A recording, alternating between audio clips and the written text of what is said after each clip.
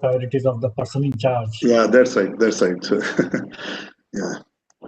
And for past 1 year, I think because of this COVID, everything is in the cold storage. Yeah, that's true. That's true. I mean, earlier, UN system, a lot of meetings used to be there, but now, I mean, they're all. Reading very interesting report on this COVID versus vis-a-vis malaria, and in Africa, especially in Nigeria, people are much more worried about this malaria rather than COVID-19. Sorry, what about, sorry?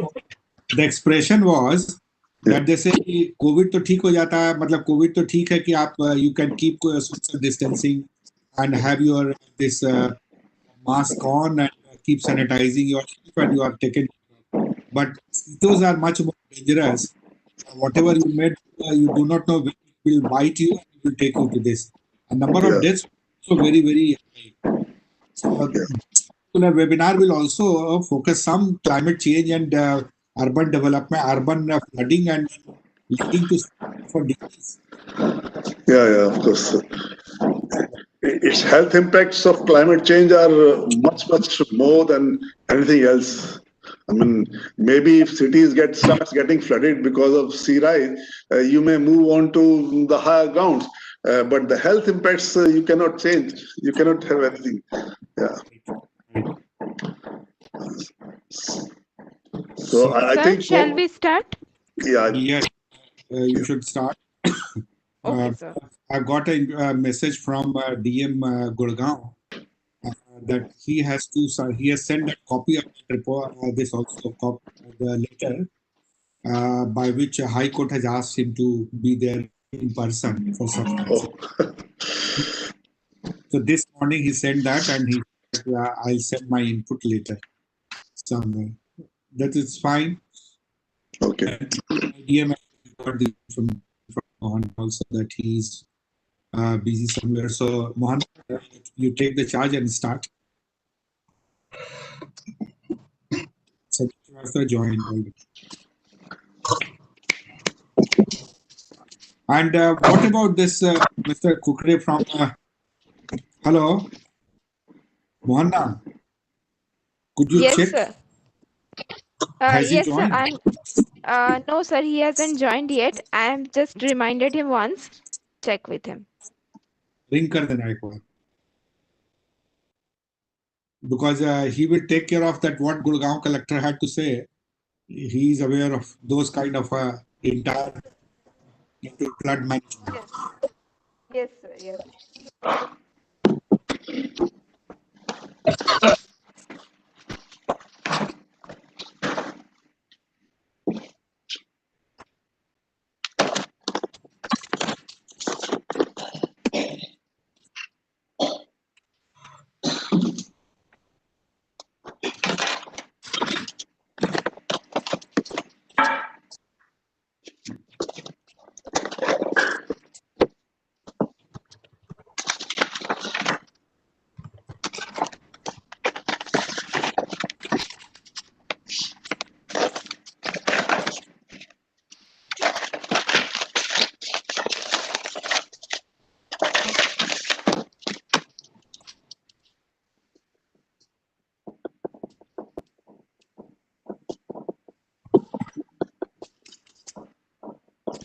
Sir, KK Bugra sir has also joined. I think we can start our webinar now. Start. Okay. Good morning to all.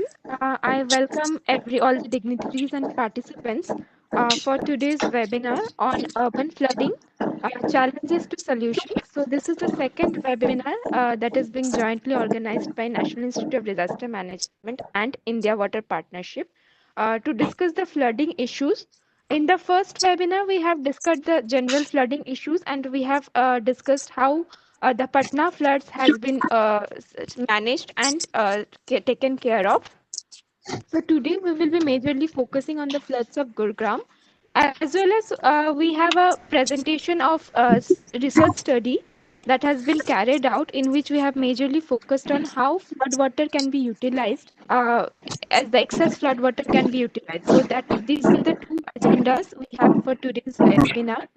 And for today's webinar, we will have Professor Santosh Kumar, Head of Governance and Inclusive DRR Division, NIDM, Dr. Veena Khanduri, Executive Secretary, IWP. For the presentation, we have Engineer Mr. C. Tyagi from IWP, as well as for the panel discussion, we have Professor Kapil Gupta and Sri Sanjay Srivastav. And for a special address, we have Sri K.K. Bugra, who has been the head of Flood Protection Committee from GMDA. So I welcome all the dignitaries and I once again welcome all the participants. Without further ado, I would welcome Professor Santosh Kumar to initiate the webinar. Sir, over to you. Thank you, Ms. Mohana, for taking this charge on urban flooding. And we had, as you said,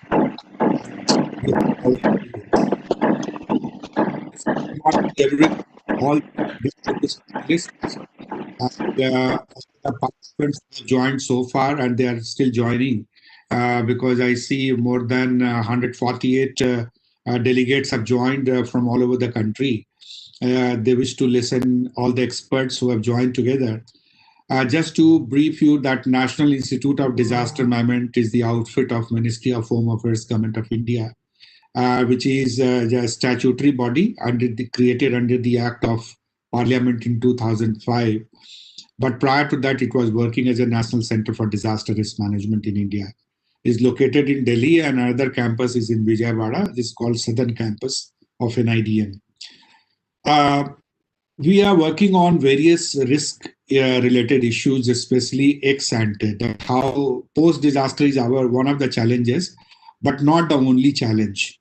And what we are saying that how to shift the focus and go for pre-disaster risk management.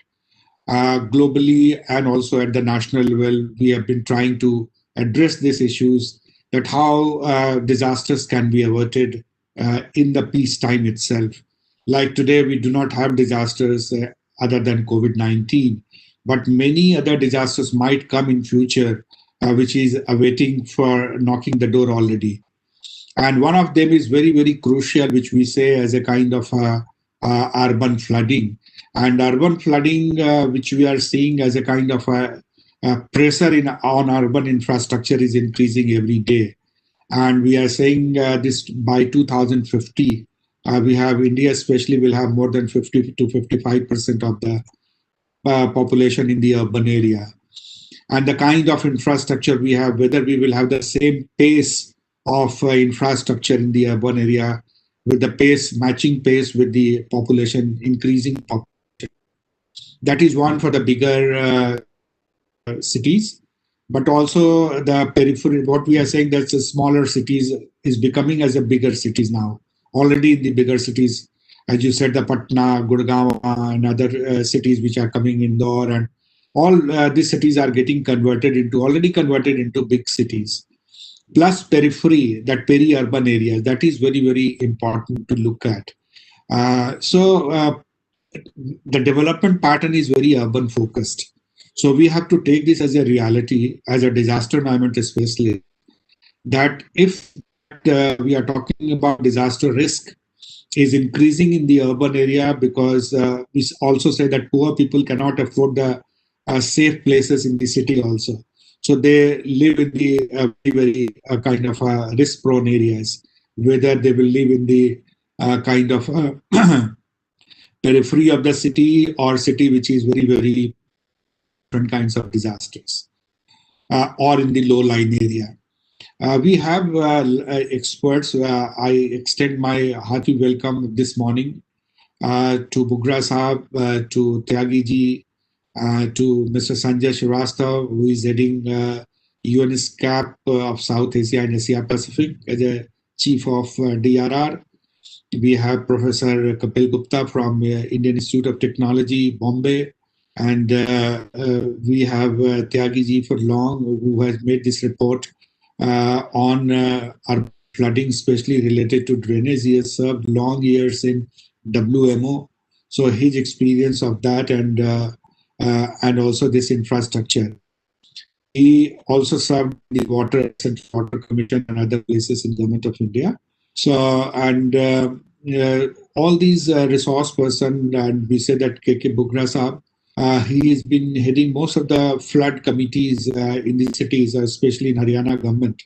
And many people go to him for his advice, seeking his advice that how city should grow and what are the precautions city should take. So challenges of the future, what we flag it, if you don't address now, probably it's a problem for the future. The future generation who will be occupying the seat in the cities, they will be highly critical to us as a kind of that we have not been able to give the safer place to live for them. And we have actually, they will order the full of risk from our generation to their generations. So how we are trying to reduce those risks so that future generation can take a different worldview on the risk management. And last but not the least, like Kapil Gupta Sahab has been advising Government of India in DMA in the flood, this urban flooding guidelines and many other projects. So his experience, and he had shared some concerns in the first webinar. This is second in the series, and where we will be concluding. India Water Partnership, we have done with the partnership with the India Water Partnership, and where Veena Khanduri ji is there, and Veena Khanduri ji is actually championing from the Indian Water Partnership, the part of the South Asia and the Global Water Partnership. So Veena ji, also I extend my heartfelt thanks and welcome to you. Just to let you know about one or two findings which I would share with all of you before we start. NIDM and UNSCAP had organized the South Asia and Asia Pacific this consultation with the member countries jointly recently in the month of November. And we have got 2-3 recommendations, very important recommendations. And those recommendations are very important in terms of taking this flag forward. Like cascading disaster is one. So one disaster is leading to another disaster leading to another disasters. Like the Japan example, and also in India, COVID-19 we have. And COVID-19, during the COVID-19, we also had the flooding, we had the cyclone, and so on and so forth. So how these disasters which we are talking about, the risks are unknown. And when the cascading risks are unknown, and when we wish to quantify the problem, how to go about, what kind of tools which we are available to have this understanding. So with this, I take this opportunity to welcome all of you from all the organizations who are participating and all the delegates who have joined already here, so to discuss this. And I would welcome once again distinguished panelists, our partners, and also this EDRID, who have done the report with Tyagi ji and IWP India Water Partnership. And I request you, Avinash Tyagi ji, first you make a presentation on the report, because we had this first meeting earlier. And that first meeting, after that, you have a status paper on. And then after that, we would be requesting other distinguished participants like Sanjay Srivastava. We are requesting for technology. Everyone is talking about technology's role in coming flood management. So he would be talking on that. Kapil Gupta Sahab will be talking about structure and those things, and that how equip our infrastructure to carry the load of the future. And Tyagi ji would give overall status specific to the drainage in the context of urban flooding. And Bugra Sahab would definitely give that residents' view, community views, and also former government views also, which he had been in the part of the government, but currently he's dealing with all the public kind of complaints he is listening to and the community is going through. So what is the perception of people in terms of the flood? So with this, I close and request Mr. Avinash Tyagi ji to kindly go on with the presentation. Thank you very much, Dr. Santosh. Thank you very much for giving me this opportunity to make a presentation on some work which we have done in developing a paper. This paper is regarding urban flood management and mainly focused on the approach for building awareness about urban flooding. Because urban flooding is something which we all know has been falling through gaps for many years. And it's only recently, since NIDM started focusing on the flood risk, that we have really more keen about addressing this issue. So the outline of my paper will be just talking about why we are talking about urban flooding and not any other thing. Understanding urban flooding, how the whole flooding takes place and what are the special characteristics. How do we then manage the urban floods through an integrated approach, not only talking about only, let us say, the floods due to rain, but also fluvial processes also. That means the floods due to riverine as well as coastal basin. Then we will also talk about how urban drainage has been planned until recently and what are the trends which are taking place. And in order to implement this new way of working or new way of looking at urban floods, we need certain capacity development. And what are those needs basically? And how this paper have proposed to take action and deal with these issues forward. Just based on the earlier webinar, I have sorted out, jotted out certain points on why the Patna floods 2019, what was the specialty about them. Basically, we all know that the saucer topography was is one of the main reasons, but also the encroachments of the natural drains, loss of natural water bodies, then of course the absence of well-defined drainage networks in many of the areas.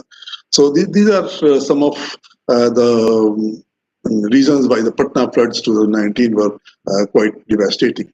And of course, poor sanitation and waste disposal is very common in all of our urban floods. Then very briefly over the Gurugram floods, this I just studied on the basis of the reports which are available on the internet. And these floods, 2016 and in 2020 also, we have written this as the extreme rainfall, but basically they do occur even in just normal rainfall, if it is there basically. So this is very, and one of the major reasons is that we don't have a master plan basically for dealing with urban drainage. Even the master plan for, let's say, Gurugram is mostly a land use plan, like many other master plans around the country. Mumbai floods have been talked about a lot. I will not delve on that, but one again very important aspect is the poor sanitation and waste disposal, which really impacts the urban drainage systems very badly. I think, especially looking at this particular issue, it is important to understand that if we do not involve the common man, the citizen, which is using the city space, the city infrastructure, unless we involve them and we educate them to really act in a way which helps the infrastructure to function the way it should function, then we will not be able to solve these problems. So that is the kind of gist which is coming out of some of these case studies. Why we are talking about flooding also is that the urban flooding has been a very neglected issue. As you will know that Rashtriya Baad Ayog was set up in 1970s. It went into various aspects of flooding, but urban flooding was never within the, let's say, the scope of this National Flood Commission. I mean, it didn't come up basically in the report at all. It was only in 2010 when the NDMA came with the management of urban flooding guidelines. Then the urban flooding really was dealt in some way by a national authority, basically. Before that, it was never. And of course, later on, Ministry of Urban Development has come out with the urban flooding standard operating procedures in 2010.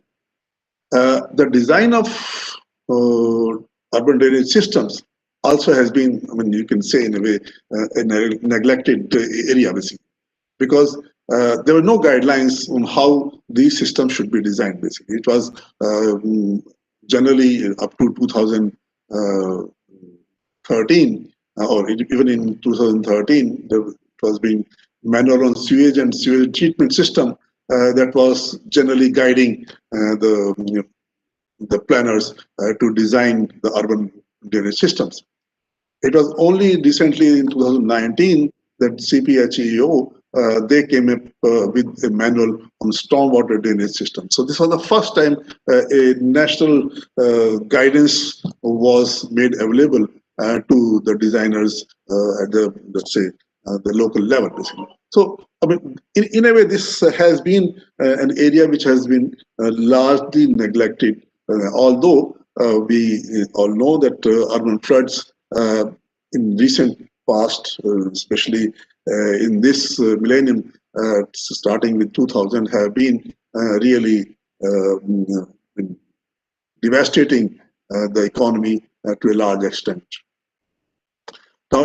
Now I'll talk about understanding urban flood, basically. Let's look at the causes of urban flooding.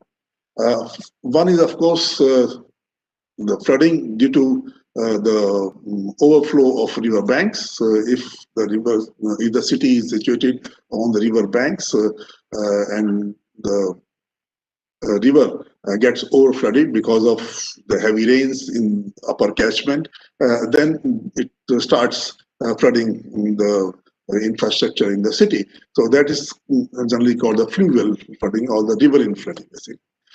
Then, of course, is mostly what we are talking about is the flooding which takes place because of the congestion in the drainage system due to which comes due to land use planning, basically. After a heavy rain falls, it produces a lot of runoff, and that runoff is not cannot be contained within the drainage system. Then it floods the various infrastructure. So these are the two major causes of flooding, basically, in the urban areas. Then, of course, in the coastal areas, like cities like Bombay, it is affected by high tides, storm surges, tsunamis, etc. And of course, in more mountainous areas, the flash floods also do affect urban floods. But our main discussion here will be based on the fluvial flooding, basically. That will be our main focus. Although fluvial flooding will also be can also be dealt with in the similar ways. Now, if you look at the urban hydrology, we need to really understand basically how when precipitation takes place and it falls on the urbanized areas, which are more impervious, basically, the water gets drained and it goes basically through the drainage system, either to the river system or it goes to the ocean, basically. But at the same time, we do also have a system running parallelly where the water supply gets converted into wastewater and passing through the sewer and through sewage treatment, it gets into the river system or again joins the ocean.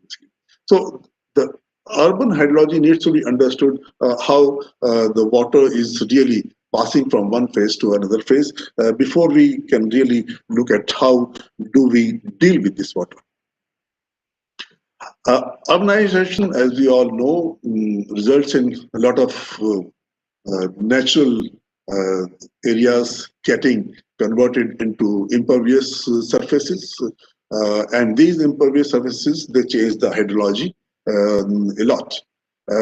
When this picture, well-known picture, of course, available on the internet also, clearly indicates how the infiltration and the groundwater recharge, which is generally in the order of 50%, basically, reduces as the urbanization increases. So, if the urbanization is now, let's say, 75 to 100% impervious surface, then the infiltration has and the percolation into the groundwater reduces up to 15%. And it's from the 50% to it reduces to 15%. As a result, we have a lot of surface runoff. For example, if the natural surface is there, then surface flows are very little. More base flow, interflow, and evapotranspiration takes place. But as we have urbanized areas, more impervious areas, this base flow and the interflow that decreases, and surface runoff comes much faster, basically. As a result, we get the higher peaks and, of course, the lower base flows are resulting. So urbanization changes the complete hydrology in this manner.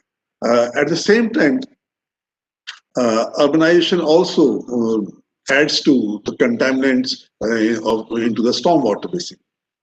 These contaminants can come from the point source, or it can be diffused to one point source from, for example, industries or the sewage, etc. And diffuse is, of course, coming from the wash of pollution wash of from the land.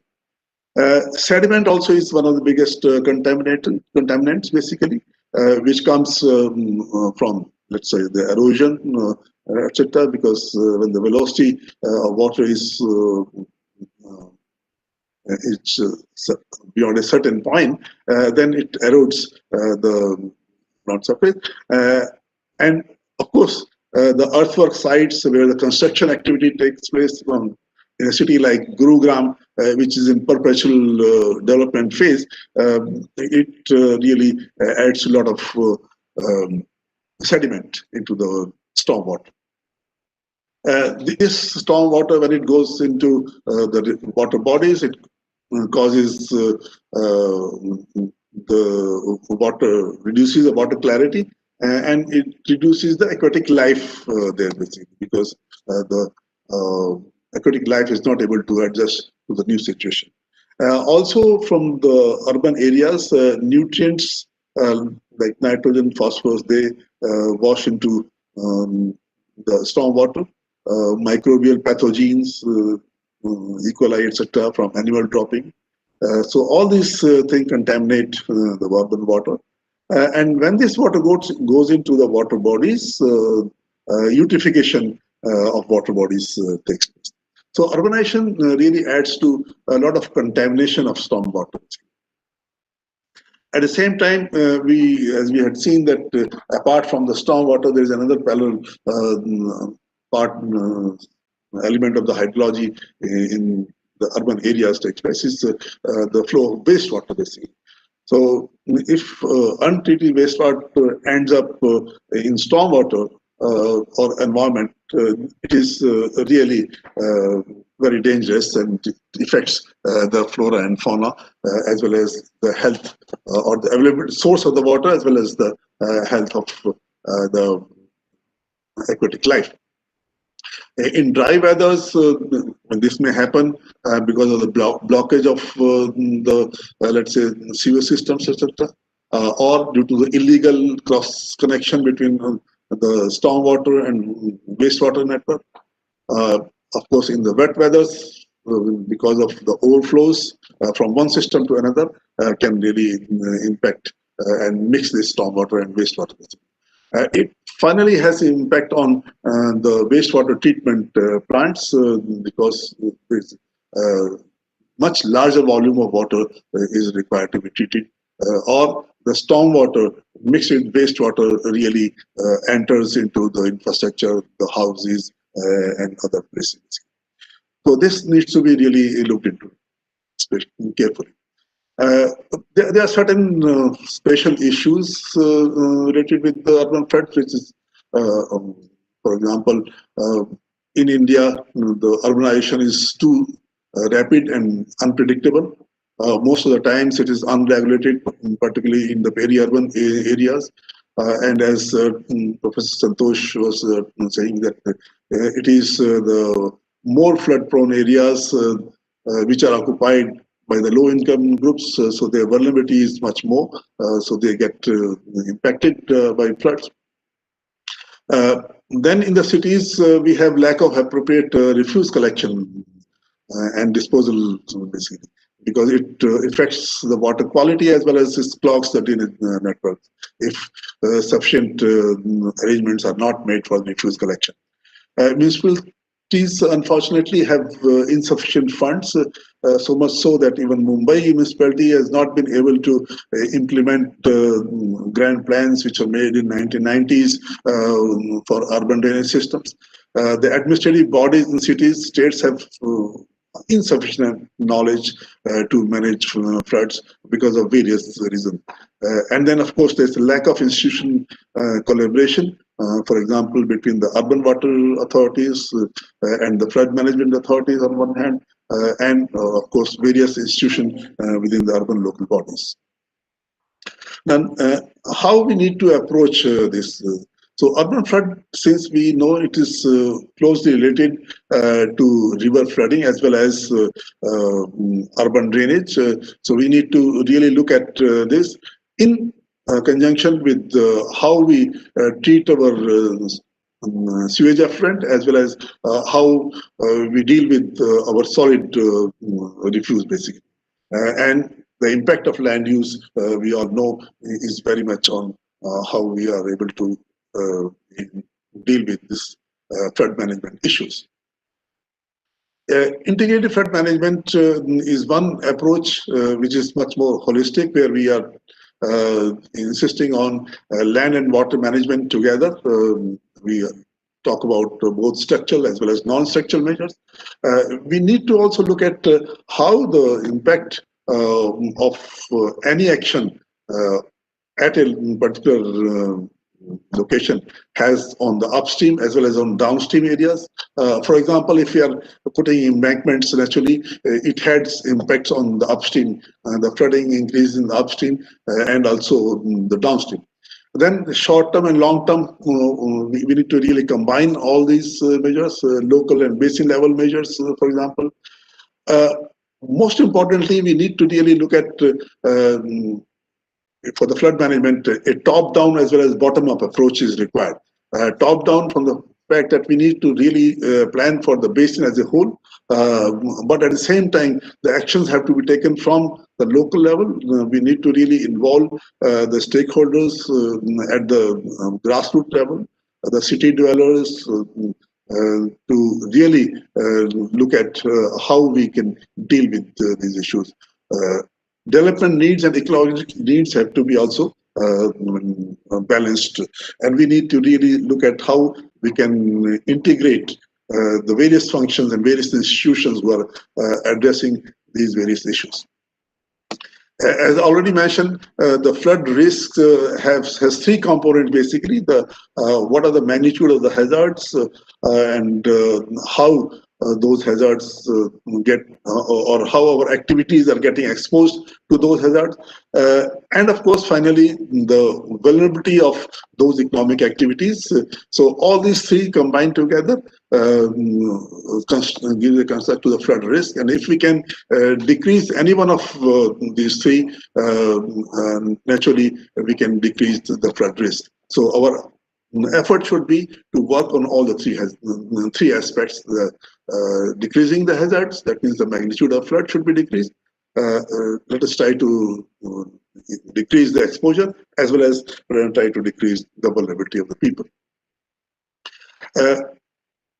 Some of the main reasons these days, we can summarize, is that why the flood losses are really increasing, and unfortunately we do not have a very concrete and clear picture of the flood losses.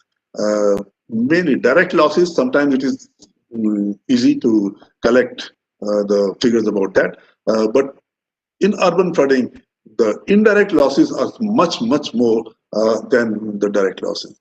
For example, can you really imagine what kind of losses do we have when our airports get flooded? When a city airport is flooded, the kind of message it sends to potential investors, to the potential tourists, is much more. So those kind of indirect losses, they're very difficult to really measure, but they are really there.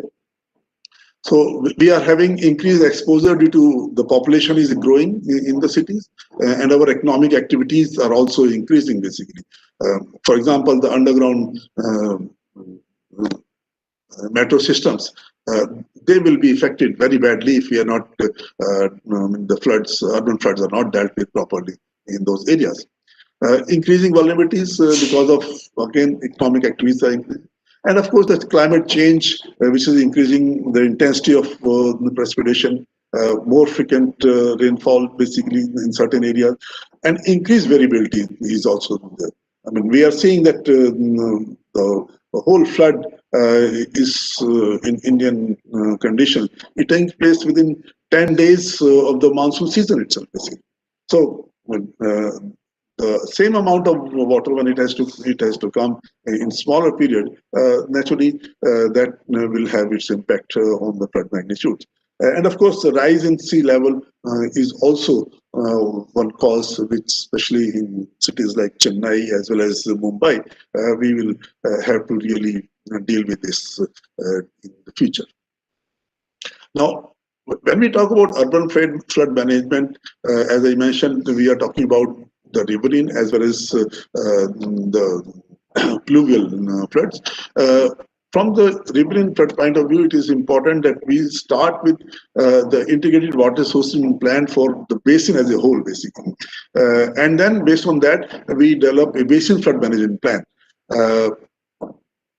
With this, if you look at, if you provide inputs of risk management principles and the concept of integrated flood management, also looking at the coastal zone management, we need to develop urban flood management plans which are based on the principle of sustainable urban drainage systems and using the concept of total water management cycle, basically, where we are looking at the wastewater as well as the stormwater and the water supply in one totality, basically.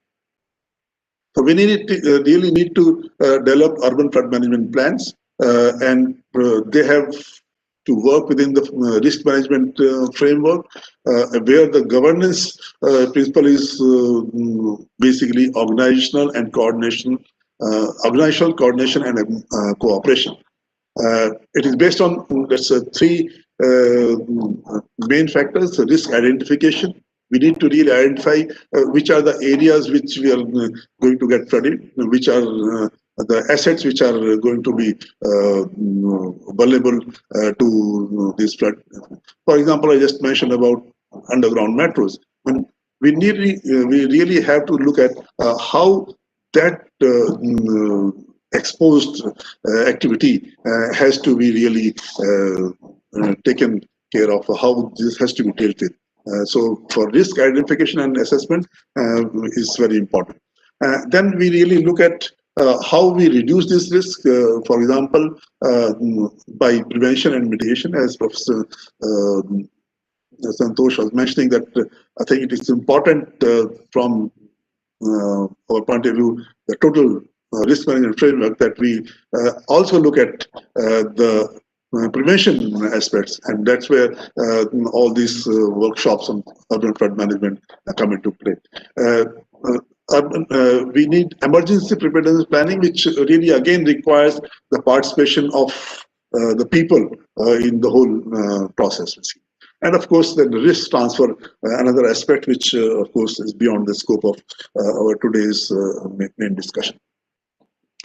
Now, how urban drainage planning has been done up to now, and what are the new trends we have to really look at it. Traditionally, the whole approach has been to transport the storm water as rapidly as possible from our urban areas to the nearest waterways. That has been the principle basically, and it was really derived from the health management perspective when the cities or urbanization really started. Its main focus was on drainage, basically, through pipes and channels, and so whenever this was done, so we used to look at what size of pipes which are required so to pass the entire floods as quickly as possible. The storm water, whatever was coming, there was no question of looking at the treatment of that. Now, what we really look at that is that dilapidated inlets and clogged drainage systems, they are the main culprits in today. If we find, I can give an example of Gurugram. I live on Sona Road, and Sona Road, with little rainfall, it gets flooded. And I know very well how the drainage system was built 5 years back. I was witness to that. Those drains never got started, basically, although they were in place, but they never got started because the water was not flowing into them. There was no inlets properly provided there. So I think we need to really look at this, and this has been our traditional approach. But now we need to look at a very new issue which has been realized all over the world, that together with demographic change and climate change, we are really entering an age of planetary boundaries and resource scarcity. This is very much true for Indian conditions, where our cities are overcrowded and we don't find space to even walk in our bazaars or in the market, basically.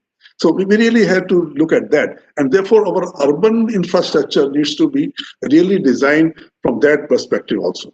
So urban planning has to recognize these boundaries in order to address SDG goal number 11, which is about beautiful cities, but also other goals, basically.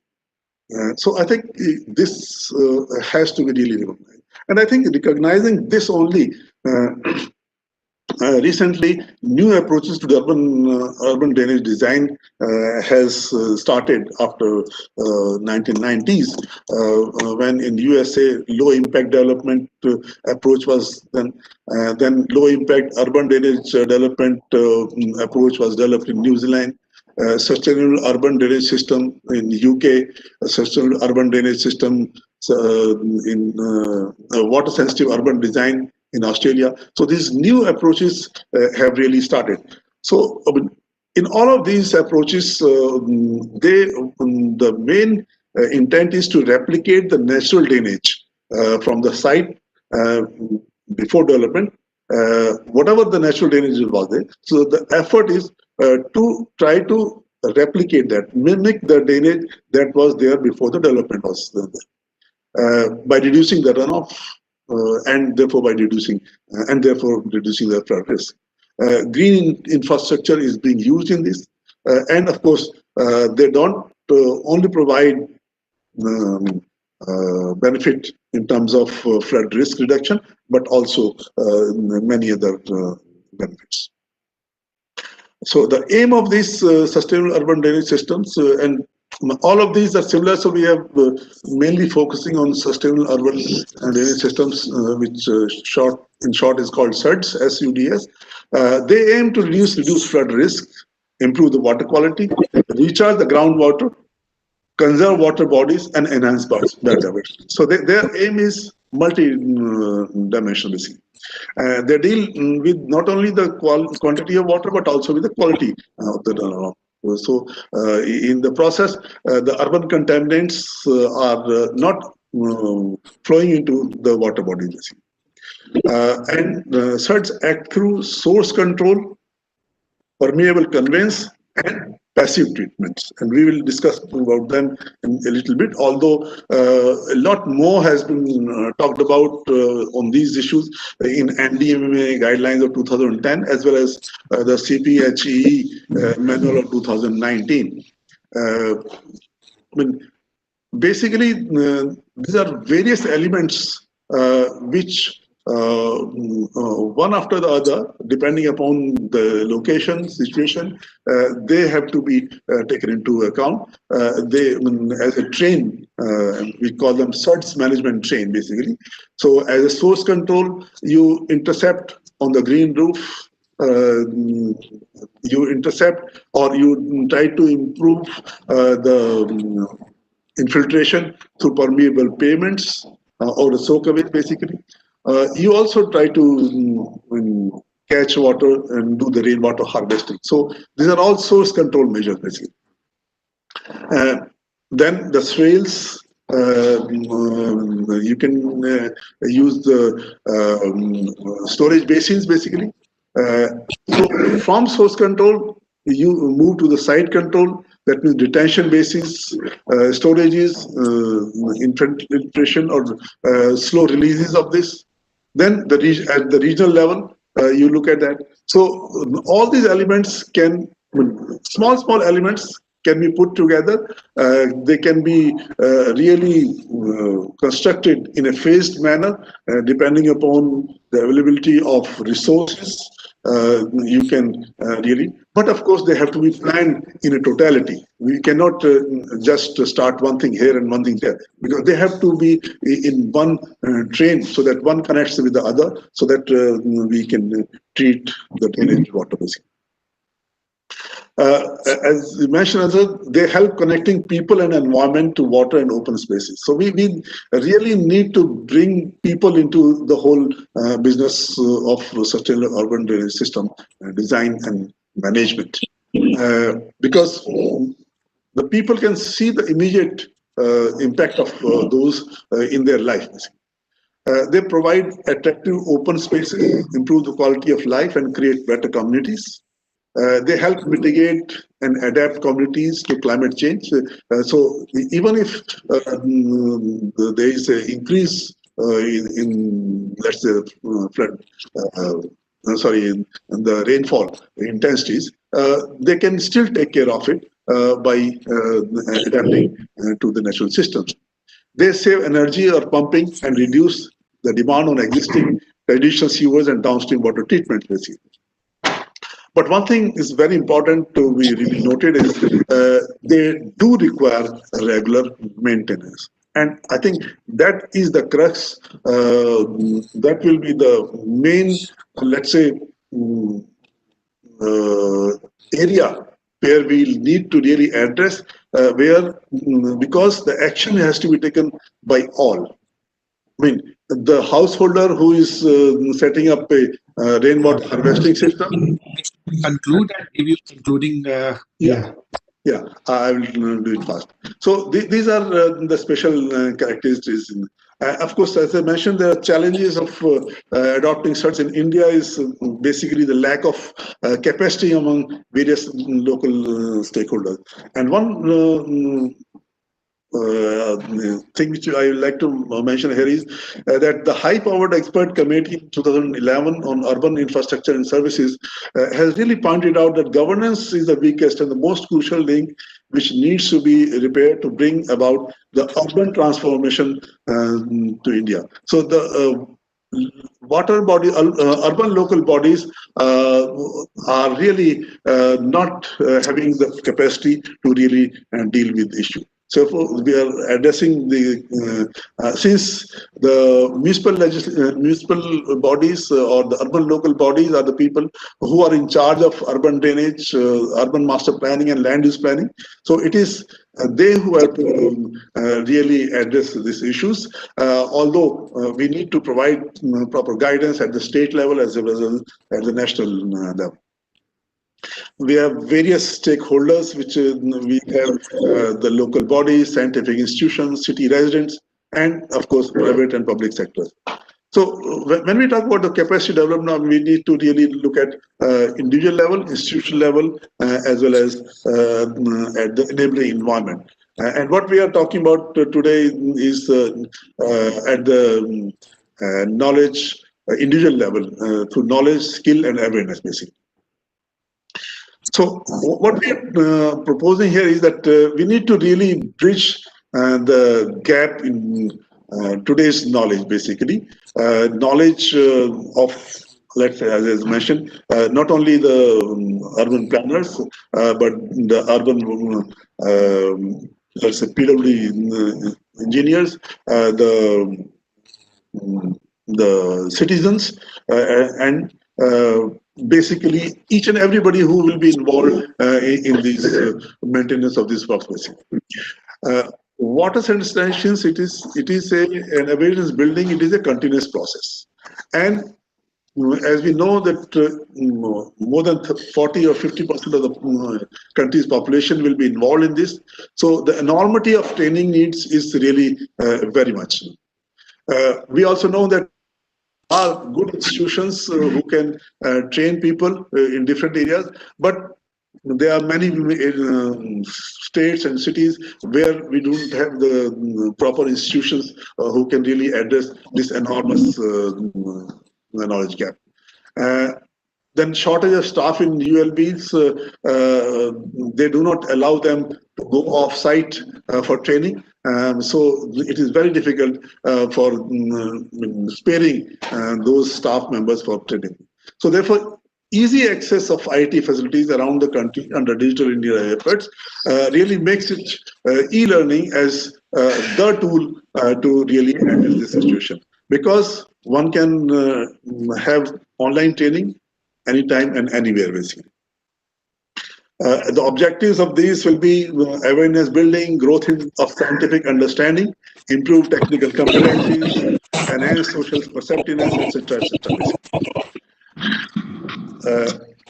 Vocational training will be required for public health engineering people, urban planners, basically, urban water management, and all those who are involved in this, particularly from water perspective.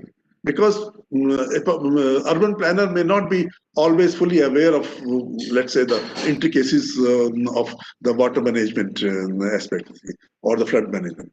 So we need to really look at all these people who need to get better training, the vocational training also. But what is the most important is the water literacy and community education. We need to impart concepts to the people, basically, to develop community relationship with their environment, to organize public information campaigns. We need to interact basically with engineers, builders, and we need to really update the curricula, and we need to provide educators with water education material. We always talk about that we should have this thing in water education, in school education. But where will the teachers get the material? What is the right material which they should use? So I think it is important that we need to address this. And this is my last slide, or more or less the concluding slide, that what we are proposing here is that we need to develop a water e-learning platform, basically, which should, the main elements to begin with will be the urban water management, sustainable urban drainage, urban flood risk management, disaster management, and rainwater harvesting. So these will be the elements of this overall water e-learning program. And the audience will be the urban planners, PHE professionals, PW professionals, technicians involved in the water supply and sanitation, rainwater harvesting people, resident welfare associations, personal involvement in disaster preparedness and response, basically, school children, youth and students, and practitioners of water conservation. So this is a vast audience which we have. And what we really want, a mechanism should be a consortium of various training institutions. It is not the work of one institution which can really address this. We need to have a consortium of training institutions, professional associations of, let's say, waterworks associations, flood managers associations, etc. Universities, central and state departments, and of course the willing NGOs like India Water Partnership, who are really willing to work in this area. The whole e-learning structure will be that it can lead to certification courses, basically, where people, I mean, even a common man, if he's really dealing with water, yes, this is my last remarks, please, concluding. So we need to really, so each of these people should be able to really have a water e-learning lessons and aim towards certification depending upon their particular needs. So this is what we are proposing. Of course, we need to really discuss how this platform has to be built and who all will be participating in this platform. And I really seek your valuable inputs for this. Thank you very much for your listening. You have given a very elaborate presentation on each of the aspects, including capacity building from drain management, e-learning, and also some of the SUDS approach in the management. And many of the participants are also in the chat box raising issues like Mr. Panda, Ms. Rajeshwari, Mr. Mohammed Suhail. They're also making their concerns in terms of that community engagement in the drainage or urban flooding. Also raising concern about that vanishing water bodies, encroachment. The third is also they are mentioning about the climate change issues and also that capacity of the urban governance. So these are the major questions have also raised side by side by the delegates attending. So before I invite the experts to give a comments on a specific reference what Mr. Tyagi has presented, I would request if Veena Khanduri ji has to say here at this point of time to say a few words, and then we can start inviting Dr. Kapil Gupta, Sanjay Srivastava, and final comment which will be taking from KK Bugrazi. Veena Khanduri ji, are you there? Yes. He joined. Thank you, Professor Santosh.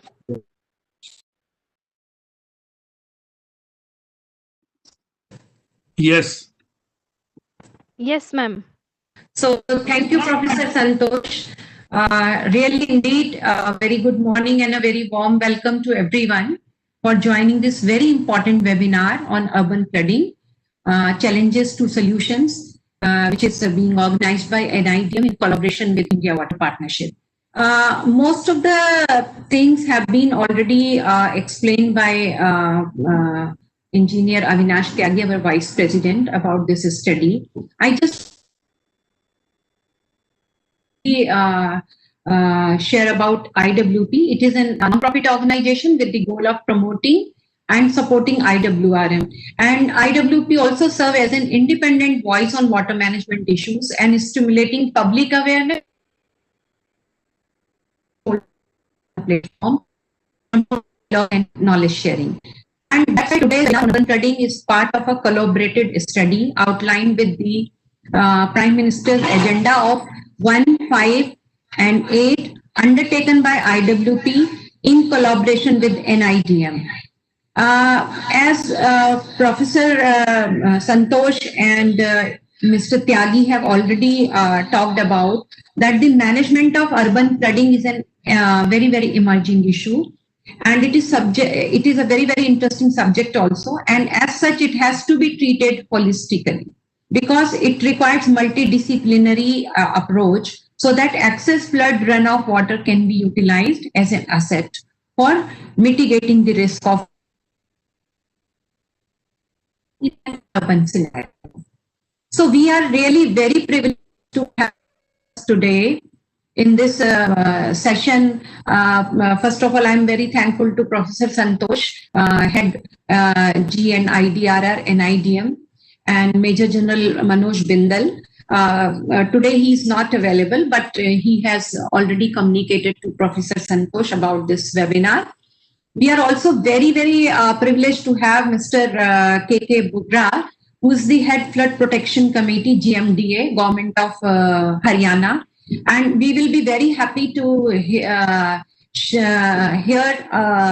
the special address on the urban water management in the country, also followed by the other panelists. So indeed, we are very, very honored to have with us very distinguished panelists today, Professor Kapil Gupta, and he's from the Department of Civil Engineering, IIT Bombay. Shri Amit Khatri, DC Gurgaon, is not present in the meeting because he has some commitment, urgent commitment, but he has given his views, and he has also communicated to Professor Santosh that he will provide his inputs. We are very privileged to have with us Shri Sanjay Srivastava, Chief DRR, UNESCAPE, and with this, I'm very happy that they are going to provide the inputs and insights on the Vice President, Mr. Avinash Judge.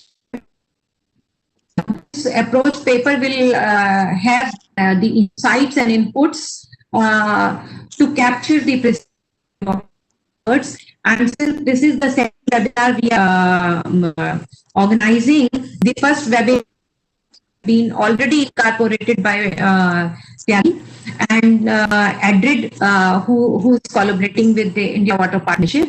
So with this, I'm really thankful to everyone who have joined, who have given the time, and really happy to see that still 232 participants are there. And with this, I have a privilege to invite Mr. Bugra, who's going to give a special address to all of us. Thank you. Mr. Bugra's thing we will take in the last because it will bring the community perspective and listening to all these experts. Are you agreeing with Sri Bugra Sahab? If I request them first and then you give the concluding that yes, yes, perfectly fine. Okay, okay. Thank you so much. Thank you so much. So now request Shri Kapil, Professor Kapil Gupta from IIT Bombay to just deliberate upon that how he thinks that we should take up the matter further and the comment which on what Engineer Avinash Tyagi ji has made the presentation and approach paper. So Professor Gupta, for your insight and expert viewpoint on this. All right. So thank you very much, Santosh ji. And thank you also to Dr. Avinash for making such a comprehensive presentation. So I will now share my file quickly to reinforce the points and bring across the issues at hand. So I'm just having a bit of a difficulty sharing my file. Are you able to see the file? Can you just confirm? I could see the file earlier. Mohan, can you help? Yes, sir. We are able to see your screen, but you're seeing my screen. Excellent. Yes, excellent. yes. So I will just go to the presentation. I think now you should be able to see the presentation. Yes, sir. Excellent. Excellent. Thank you very much. So good afternoon to all the distinguished panelists and the participants who have taken time off to attend this. Dr. Tyagi has made a very comprehensive presentation and has covered all the issues. And I would just like to mention that I was the convener for the NDMA guidelines, which were released in 2010, and also the expert member for the CPHO Storm Drainage Manual, which was released in 2019. And we have been chasing the ministry to release that after the Bombay floods. So it has finally taken shape, and I would request that both these documents are available on the respective websites, and all the participants are requested to download them freely and go through the details of these. So then the causes of urban flooding have been well documented, and they have been comprehensively mentioned by Dr. Tyagi. And what I would focus is then, so what can be done about it? Causes are well known. Climate change is now well established. So I will now quickly go through in the next 10 minutes on the key measures that can be undertaken for this. Then after that, we can have some general discussions. So earlier last year, in February 2020, Professor Richard Fenner from the University of Cambridge brought out a special issue on the urban flooding, and the theme was on urban flood resilience. And in that, it was clearly mentioned that due to rising global temperatures, uncertain weather patterns, unregulated development, increasing urban forms, the exposure of urban population to catastrophic flood damage has increased and economic losses are increasing. So there's an urgent need for flood-resistant urban infrastructure resistant to both future climate uncertainties and increasing urbanization.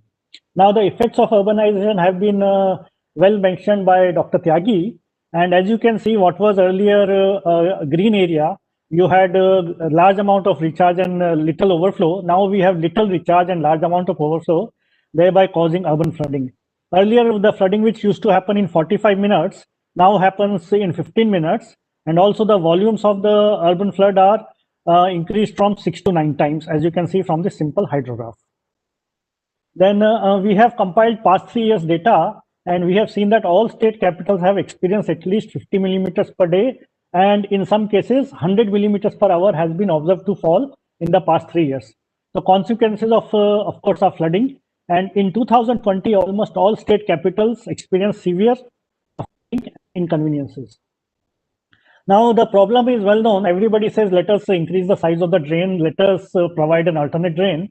But our urban area is so largely populated, there's hardly any space for carrying out any of these interventions. So this is a hypothetical sketch of what would entail by increasing the size of the drain, but we have already got infrastructure on top. So obviously this is not possible. So this is very costly and very destructive and very unlikely and very difficult to implement. So given these circumstances, what are the other measures we can take? So we have non-structural measures in the form of rainfall sensors and early alerts for the public, and then structural measures at places where they are possible. So I will quickly go through this. Now, after the 2005 floods in Mumbai, we installed 60 automatic tipping bucket, automatic weather stations all over the city. And I have personally visited and earmarked the exact location for each of these automatic weather stations on top of the fire stations. So the fire stations were chosen. These are manned 24 hours. The fire and rescue services are the first responders in any case. And the rainfall was set to record at every 15 minutes. So now these data is available to anybody who's interested on the internet and even through the MCGM disaster management app. So average density is 1 in 10 square kilometers, and this has been functioning well for the past 15 years now. Then these are the details of the automatic weather station, and this is the console on which the data comes. So you don't even need UPS or computers. The data is available live, just connected directly to the rain gauge station. And of course, it can be downloaded to the computer later on. And this is the disaster control room at that time. We also installed a flow gauge to measure the water levels. It is an ultrasonic flow gauge, and the water level readings were also given. And with the rainfall and runoff gauges, we could forecast the flood levels in the Mithi River. So this is the disaster management website of the MCGM, which shows the rainfall at each of the locations. It is updated every 15 minutes, and you can see the rainfall in the past 24 hours on this portal. So this is the link in case you're interested. Of course, the rainfall data will be available only during monsoon. Now it's not raining, but you'll still get the temperatures and other parameters. Now consider the simple scenario. We have 2 drains coming, one from the left carrying 3 units, one from right carrying 3 units. Both of them merge and you have 6 units of water coming in the next drain. But the downstream can receive only 4 units. It has a capacity of only 4 units. So obviously the excess 2 units will overflow and cause flooding. So now this is a scenario in most of our urban areas. And the question is, how do I reduce this so that 4 units does not overflow here? So obviously the common sense solution is that I should ensure that I have only 4 units coming in this. And for that, I have to make sure that I make sure that only 4 units come. So I have to store 1 unit here and 1 unit here. So total 2 units I have to store in the upstream. So this is known as attenuation. So after providing the storage unit, I can ensure that only 2 units come down and you have 4 units, and then therefore there will be no flooding. So the whole sustainable urban management strategy is based on this concept, and many of these have already been presented, but just to reinforce, I will repeat them. So sustainable urban drainage systems, they consist of appropriate engineering devices implemented to control or delay the stormwater runoff, and we can make them smart through appropriate technologies which are now available. So these consist of infiltration, percolation, porous pavements, rooftop storage and parking areas, ditch, dry pond and wet ponds, and offline and online storages. Now green roofs are made compulsory in Portland. So what they say that whatever infiltration I am preventing by constructing a building, same amount of infiltration I have to provide on the rooftop. So this can be done by adequate technical calculations, and there are detailed manuals available. Thanks to the internet, I can download the manual of any country on specific topics. So if you give the keyword infiltration manual, you will find several manuals are available. So once you have the infiltration taking place on the rooftop, one can divert the water from the rooftop by gutters and pipes to the ditch dug around the building, and the water can go so that there is no loss of recharge potential. And then there are several designs of entrances. Again, if you give the keyword of this, you will get millions of images. So you can choose the one which is most appropriate to your local condition.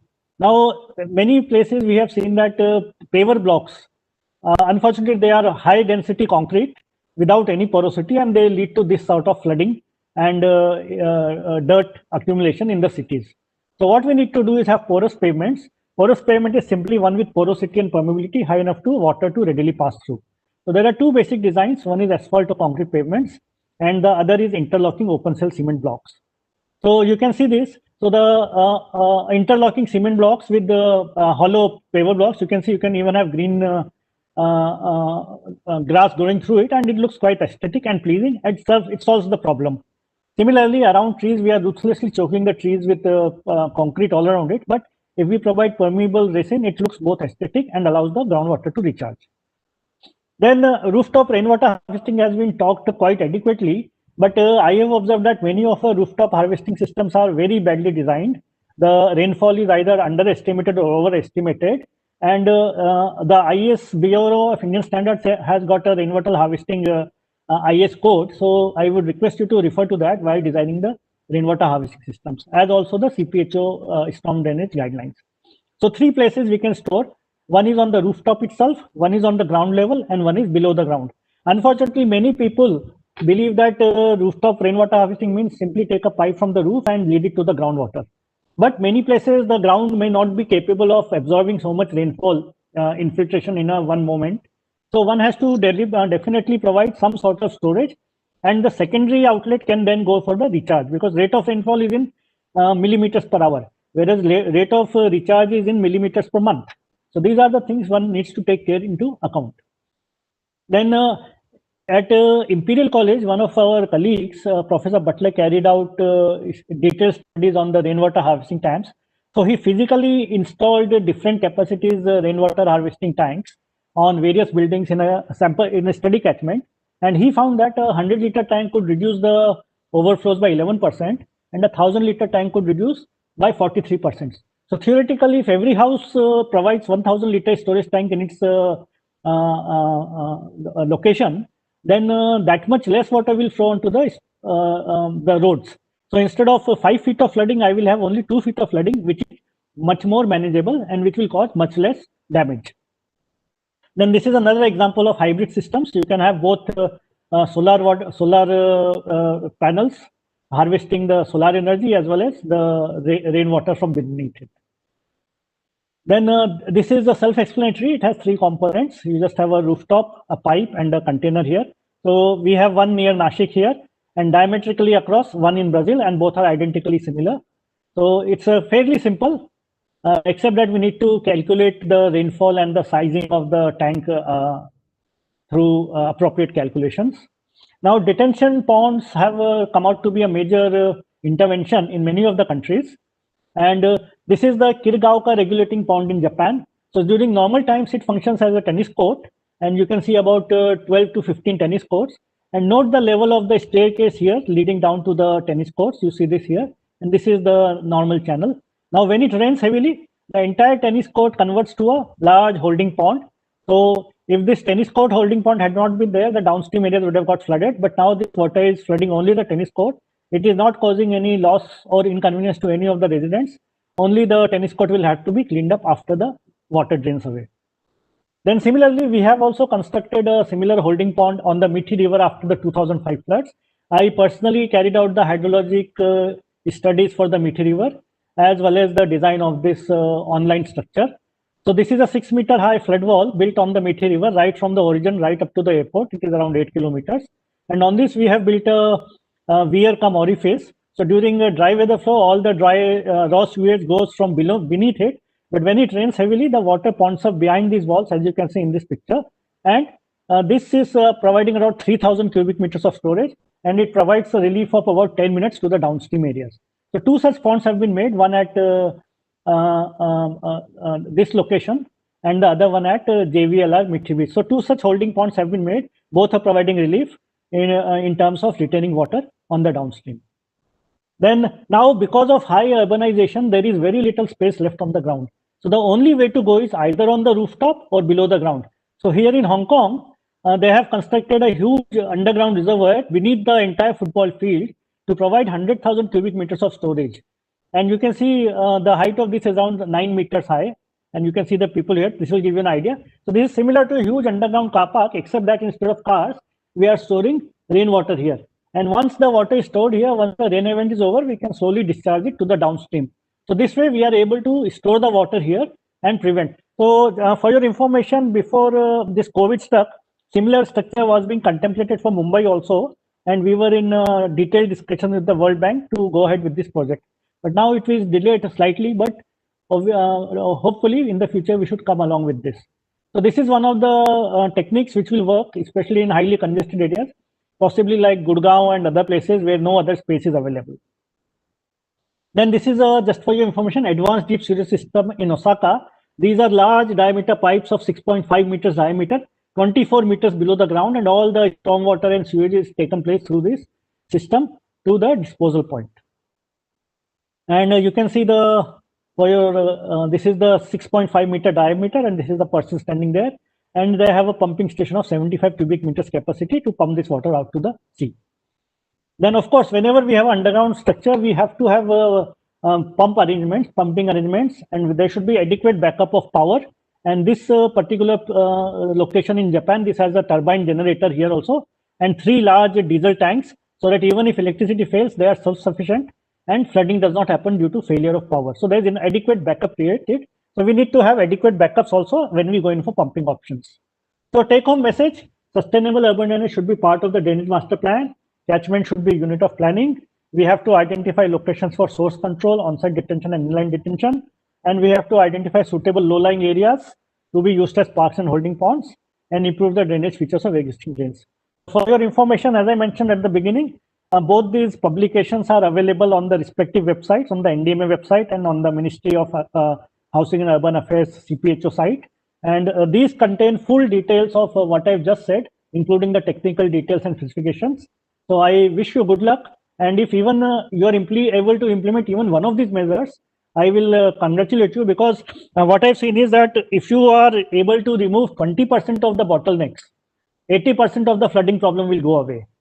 So main challenge is to work in these 20% critical bottleneck areas to install these interventions, and 80% of the flooding problems will be solved in your city.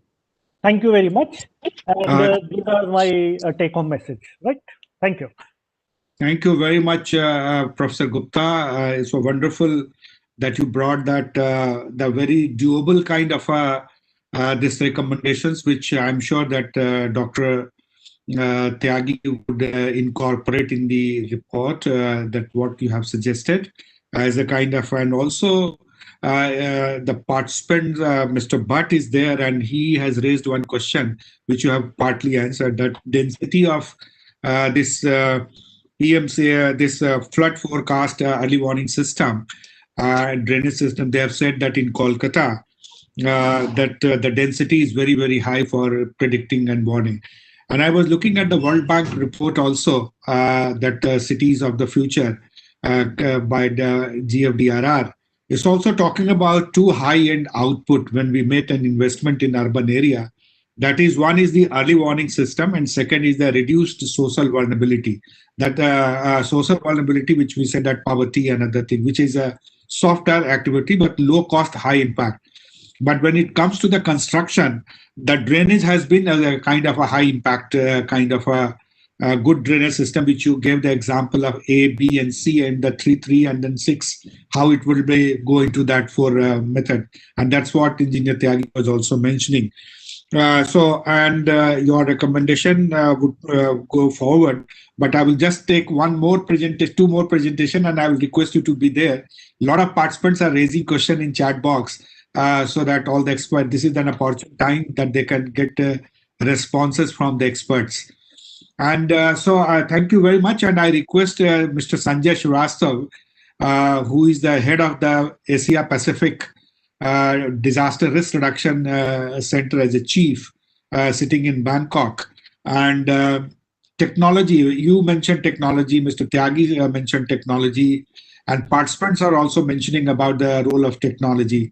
So how the cost-effective technology can be brought in, and what are the global experiences in this way? I will just flag when we invite, in Iran, we have seen that there's a very old traditional method of mother well and the sister wells concept. On the same approach, what Mr. Kapil Gupta was mentioning about, that city water gets stored in the mother well and then subsequently flows down to the sister well to the city. And there it is accumulated, and at the time of crisis, that water is reused for the city. So this is a fantastic approach, and you talked about how city can be perforated for recharging water, and the 1,000-liter water tank can reduce 43% of the river. So let us hear what Mr. Sanjay Srivastava has to say on this. The 2 major presentations from the 2 experts have been there, and now we are listening to the international experience. You too brought example from Hong Kong and Japan and other, how it is being done, but we will also see that how this is possible, and the underneath or underground water system in the time of in the city like earthquake prone, and whether it will survive or not. So Sanjay Srivastava ji, I request you to kindly intervene. How science and technology, you are a person from science background, you have worked with the ISRO for long, and now you see that satellite and all, and now you are dealing with the ground. So what science can really change this world in terms of water management? Thank you, my dear friend, Professor Santosh, our NIDM colleagues, for inviting me as a panelist, and my fellow panelists who are the core domain expert in water resource engineering. I will shed some light on the prospects for the future, for a future resilient city where the impact of the flood could be bare minimum. So just take the lessons. I will just start from the present context. Whole world is confronting still with the COVID, and the only tool that the countries worldwide are making are basically science, technology, and innovations. So I have 3 points which are coming from the COVID experiences and relevant in the present context of urban flooding. The first point is the unprecedented pace of research and development in science, technology, innovation ecosystems is not health alone, not vaccine alone, but the risk communication, the variety, it's a whole ecosystem of STI, science, technology, innovations, which will have huge implications in the future, including the managing the flood, urban flood issues in coming days. The second which is coming from this COVID crisis is the reliance on the digital solutions, everything becoming digitals. And there are many solutions which are going to change, which will have a transformative impact on the way we are managing risk, managing floods. So how digital solutions are going to have very profound impact on the urban flooding. And third part, which is equally important part, is a system approach, understanding of the systemic risk. You see, the COVID started with a health related risk, means is a health crisis, but it cascaded to all other sectors. It cascaded from a sector to the whole of the systems, from one place to whole of the globe today. So the whole perception about the development is now moving towards a systemic risk approach. How we should not connect health system with the water system with many other systems, in urban context, those are all very interrelated. Urban cities were at the forefront of the COVID crisis. And in that process, while combating the COVID crisis, many of those innovations, which are basically the system thinking related innovations, will have bearing in days to come. And the third part, which I would like to highlight further, is citizen science. Never before citizen science played such an important role than what it is happening today. Is becoming a bi-directional way of managing the risks. Is not coming only from the top to bottom, but also coming from the citizens to the government and so on. So this 4 takeaway message, a hard lessons from the COVID, are going to have a lot of impact the way we are going to manage the floods in the cities. The first I would like to highlight, which many of panel members and speakers, particularly Dr. Tyagi, they highlighted on risk governance, the urban risk governance. This innovation, science, technology, innovation ecosystems, the real impact which we would like to see in coming days will be on the risk governance, particularly in cities context. If you see the 3 building blocks of the risk governance, starting from the people, that is the citizens, which also involves leadership, the capacity of the people, of the citizens, and their knowledge about the risks. So all 3, leadership, human capacity, and knowledge, these are all going to be impacted heavily by the recent innovation on the risk, particularly the urban, because they were at the forefront of the COVID crisis. Then the next block is the block of mechanisms, the legal and policy framework, then the institutional arrangement and the partnership. So this is the block 2, the mechanism which manages flood risks. And the third one is the finance, the planning, and the products and the services, urban services. So if you look at from the risk governance building blocks perspective, the people, the mechanisms, and the processes all are likely to be impacted because the digital services solutions are going to have a transformative impact in the future. And we will see a very with the citizen science becoming so important in managing the risk, you will see a different kind of governance structure in the city to manage the floods. My next point, which many of speakers highlighted, the issues related to the drainage, managing surplus water. I'm coming from Bangkok.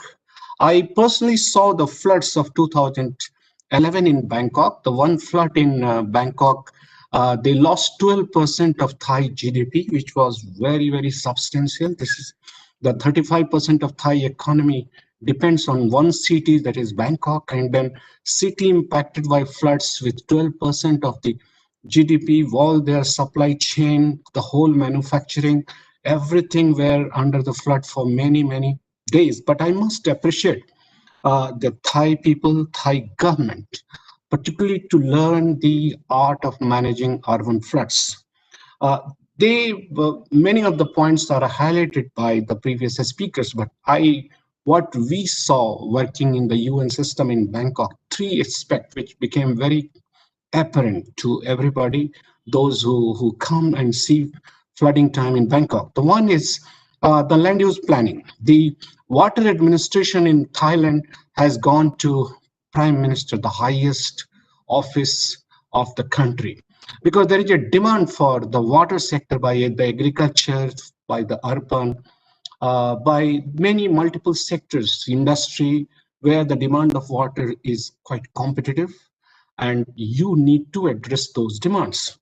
And thanks to the visionary king of Thailand, what they call monkey chicks. Professor Santosh was talking about Iran examples of mother and sister level of concept. There they call monkey chips. When there is a surplus water, you will store the waters like monkey stores food in their chicks. And when there is a deficit of the water, or when there is a sectoral demand for the water, you rationalize water allocation. So Thailand revived the brilliant visionary idea of the king, monkey chicks, and the highest level of the risk water governance at the prime minister level, which sector, how much water, what point of time they need.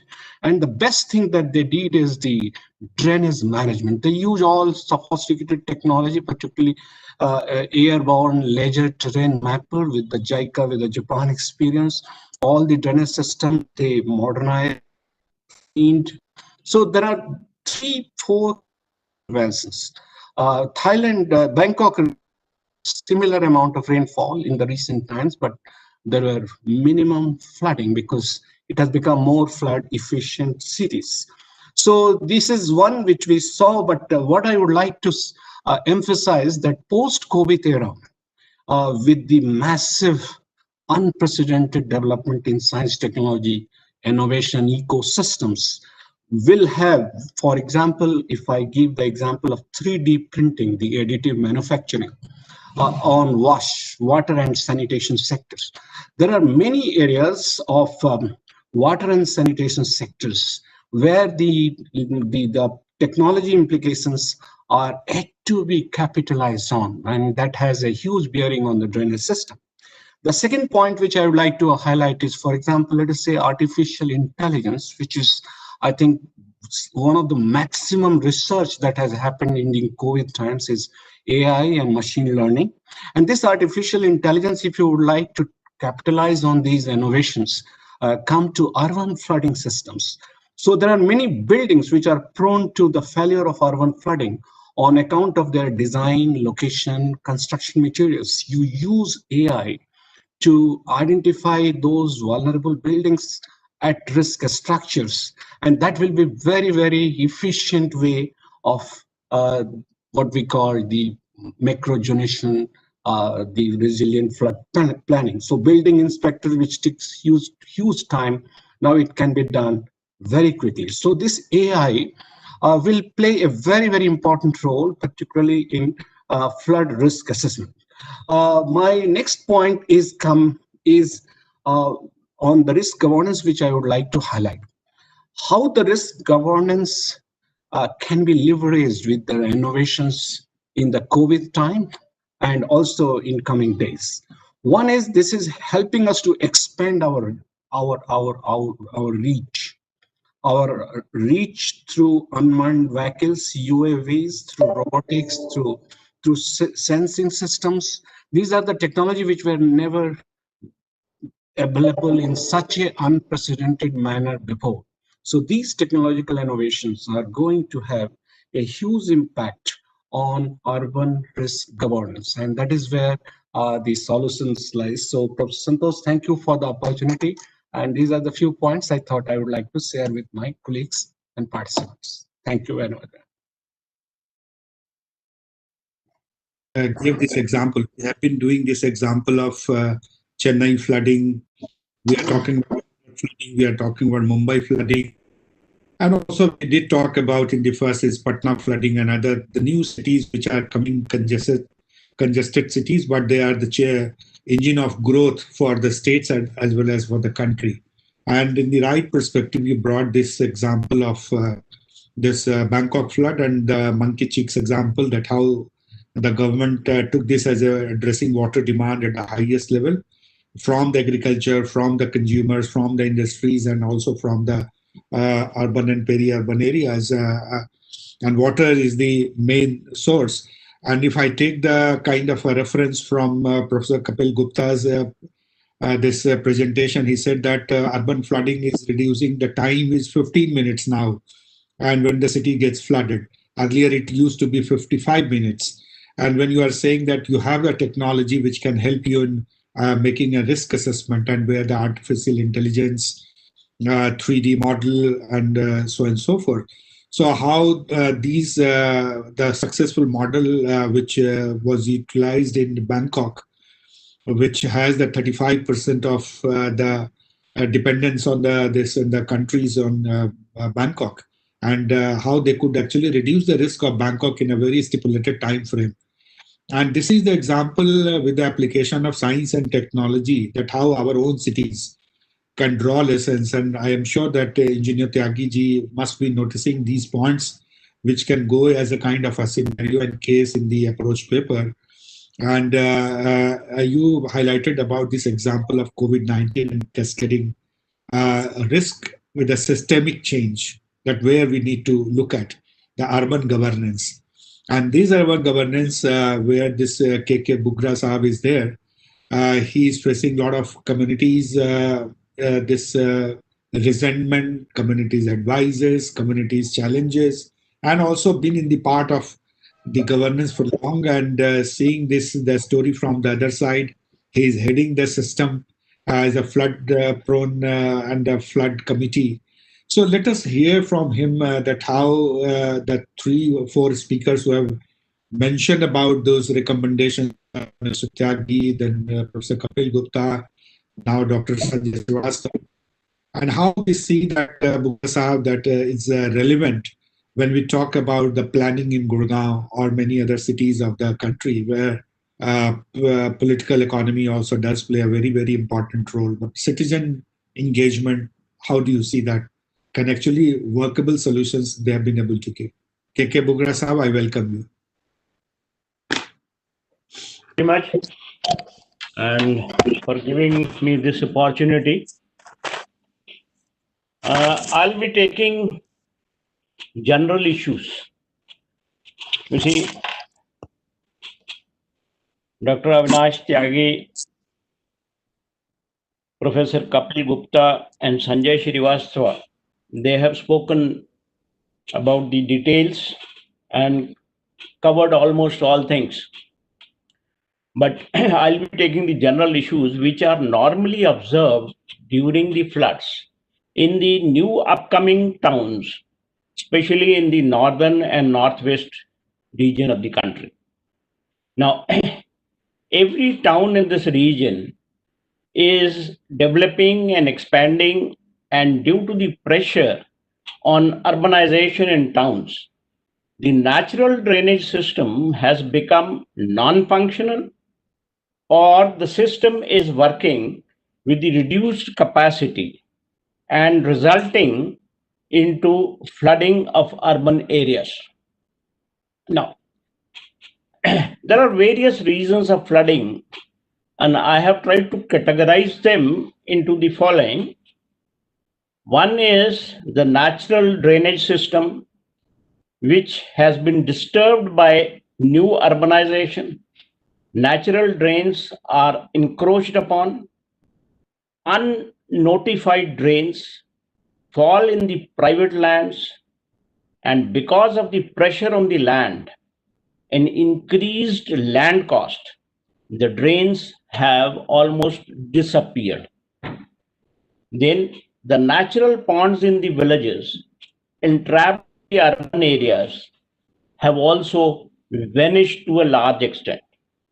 Then natural ponds in the municipal areas are also disappearing in view of the high prices of land and in the name of cleaning and beautification of the area.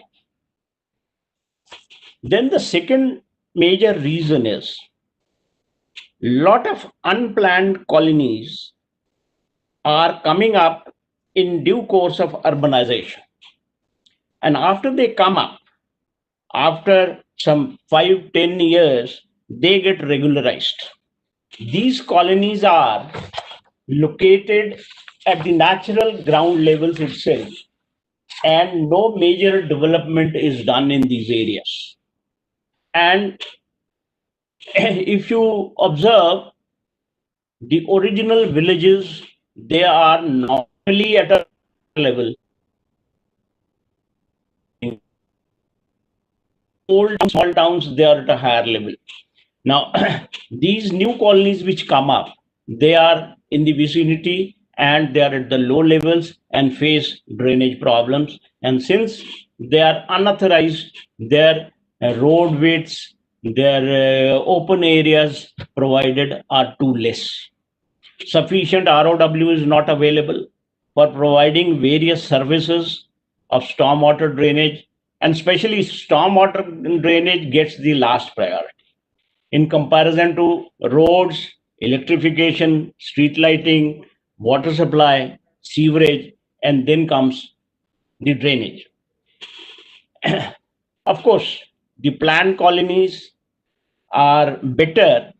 They have a better right of way and they can accommodate drainage and service lines, and they are in a better position, but they also face the disposal problems.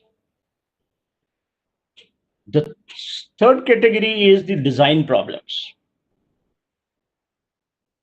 Most of my earlier speakers have covered this design issues, but I'd like to mention here that as and when the surrounding areas of the towns develop,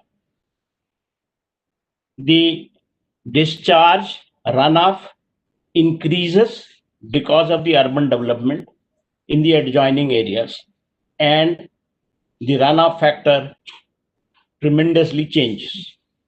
Now, the drainage system planned also is on the basis of thumb rules, as my predecessors have very clearly mentioned, that the drainage designs manual was being clubbed with the sewerage and treatment manual. It is only that last year it has come up. But what used to happen is the drainage system used to be designed on the basis of thumb rules, and the runoffs being calculated were not matching with what actually they are. Now, in pondage areas, you see, earlier there was in certain towns, some bunds were created to save the towns, and on the upstream sides of these bunds, in view of the urbanization, those pondage areas have vanished. Now, another major issue is, which is seen at the implementation stage, and these issues will keep on coming. Even after planning, the implementation issues arise, such as bottlenecks, unauthorized constructions, and other such issues. It is also observed that various projects in the same town are being implemented by various agencies like Municipal Corporation, Development Authority, District Development Board, and so many other things. See, it has been noticed that the designs prepared by these individual departments, they don't synchronize with each other. The levels of various drains do not match, and this creates a lot of problem and water logging in the area and silting of the drains also. The drain connections are normally seen, they are at right angles. They should be in the direction of the flow to have better efficiency. In view of the various issues that we had seen, certain remedial measures have been proposed, and I request the panels to discuss these things, and if found suitable, they can be considered for implementation and recommendations. The existing major drains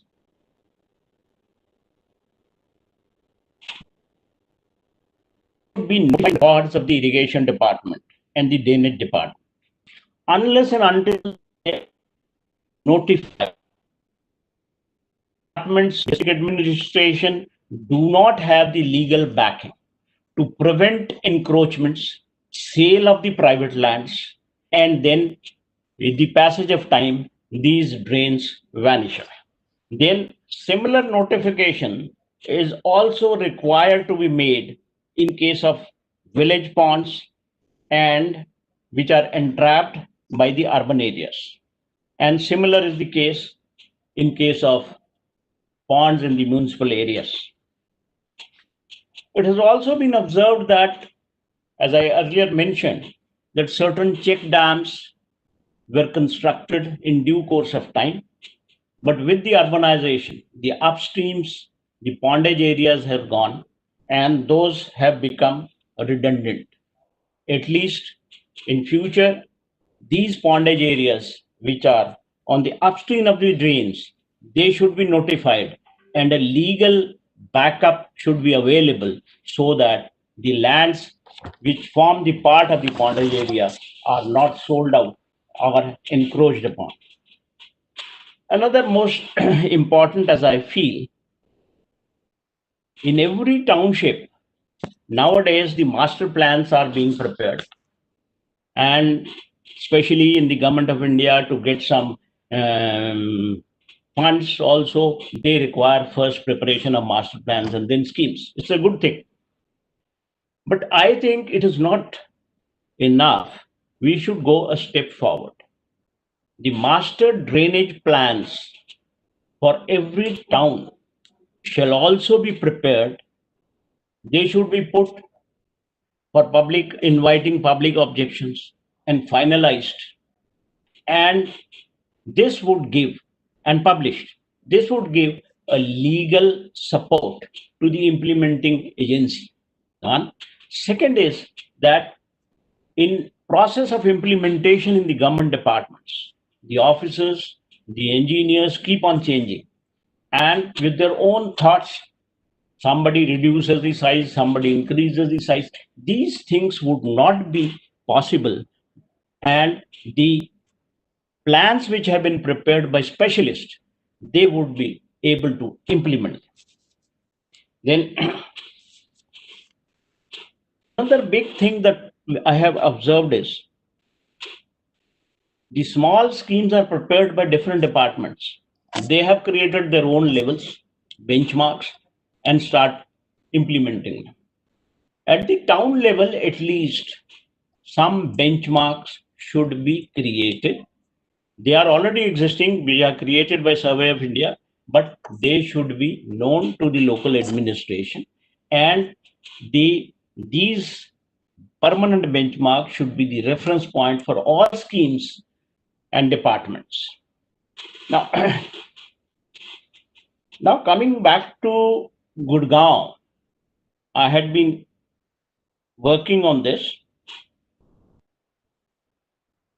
If you go back to late 19th century and early 20th century, the Britishers had created various dams, earthen dams, like Gata Band, Wazirabad Band, and Jharsa Band. Two bands out of these are about 4 to 5 kilometers long.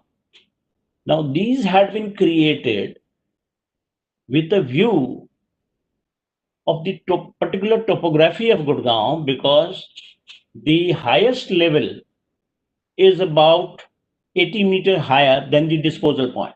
That is 212 and 280 meters. That is the difference. 212 is close to Najafgarh drain where the water is disposed. To check the flow of water in the steep area, these bunds were created. A pondage was existing on the upstream of bund.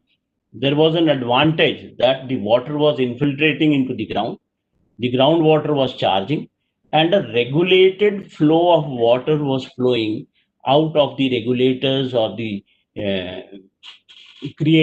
spillways created in these bunds. And that used to avoid the floods and save Gurugram from that. Over the years, the things have changed. The land prices have gone up tremendously. And all these pondage areas or storage areas for the water have been urbanized. And now there are no storage. The system which was created earlier in the master plan of 2011, that is, location is such that the water flows from the ups and again passes through the same and goes to the downstream level. Keeping in view, since these big dams or water earthen bunds have become redundant, we had suggested to create small check dams in the non-urbanizable area, which is still existing and is a part of our Aravali zone. Now, when we create them, the water, they would also serve the same purpose as those big bunds were serving earlier. And that would recharge the water table also. As you very well know, the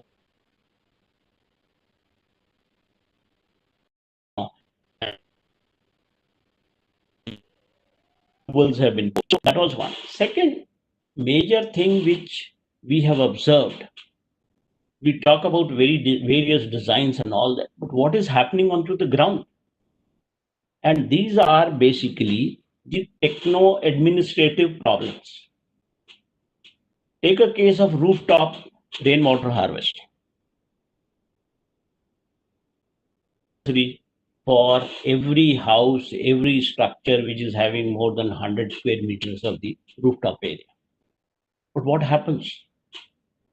I, as an owner, I drill tube sort of a thing, put all those connection in that for recharging well, cost me something.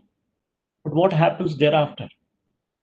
After taking the completion, the same owner puts a submersible pump into that, and at the time of water crisis, he lifts the water, and it is no more a rainwater harvesting. So we have to make the implementation at ground also to be effective, so that the things which we think we try to improve in policies, they are implemented at site. So this was the some points which I had mentioned, and rest we can discuss it in the panel discussion. Thank you very much.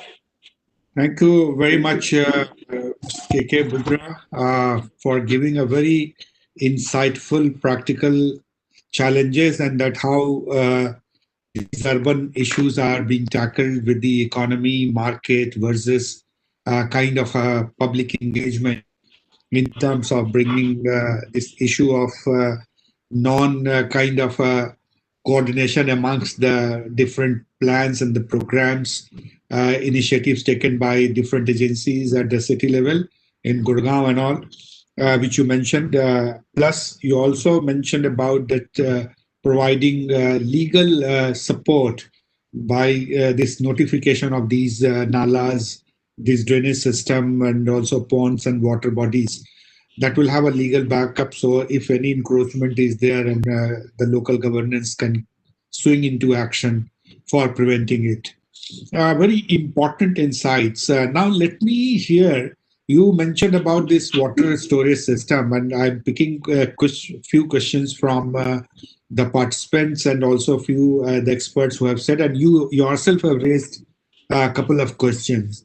So how, Mr. Kapil Gupta, are you there? Professor Kapil Gupta? Yes, yes. Can you repeat the question, please?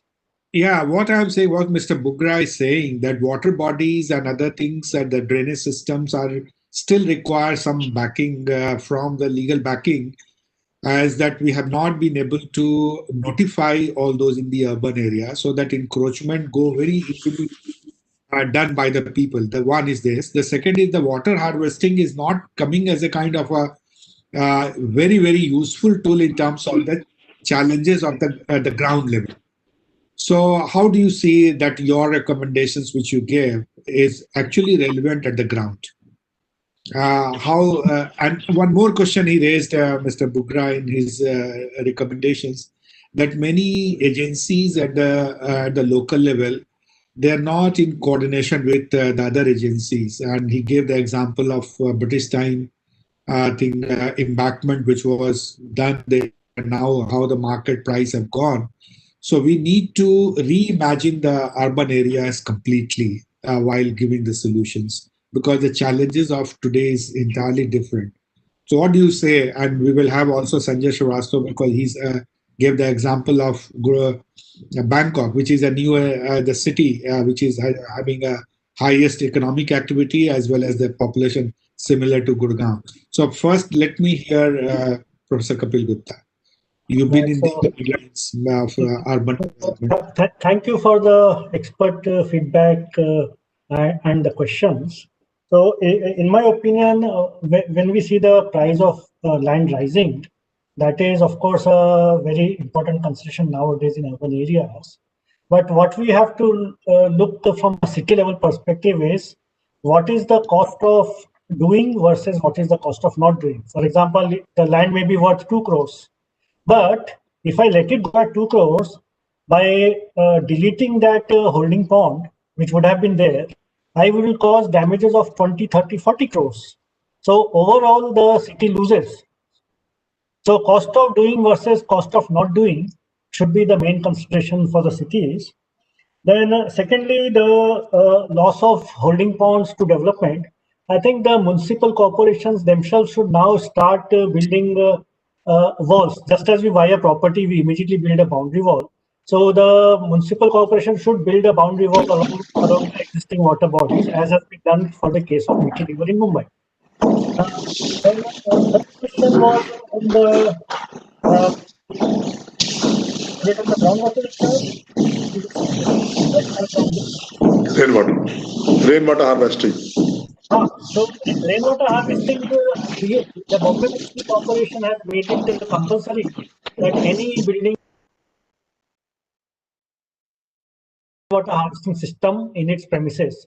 So this has been implemented by most municipal corporations in the Bombay metropolitan region. And I think once this legal implementation is there, then obviously people would be forced to make this. So as we have seen in the example by the Imperial College study, that if every building has a 1,000-liter rainwater harvesting tank, you can reduce the flooding by as much as 40%. So instead of 5 feet of water, we'll have only 2 feet of water, which is much more manageable. Yeah. So I think that is those are the 3 comments which I have.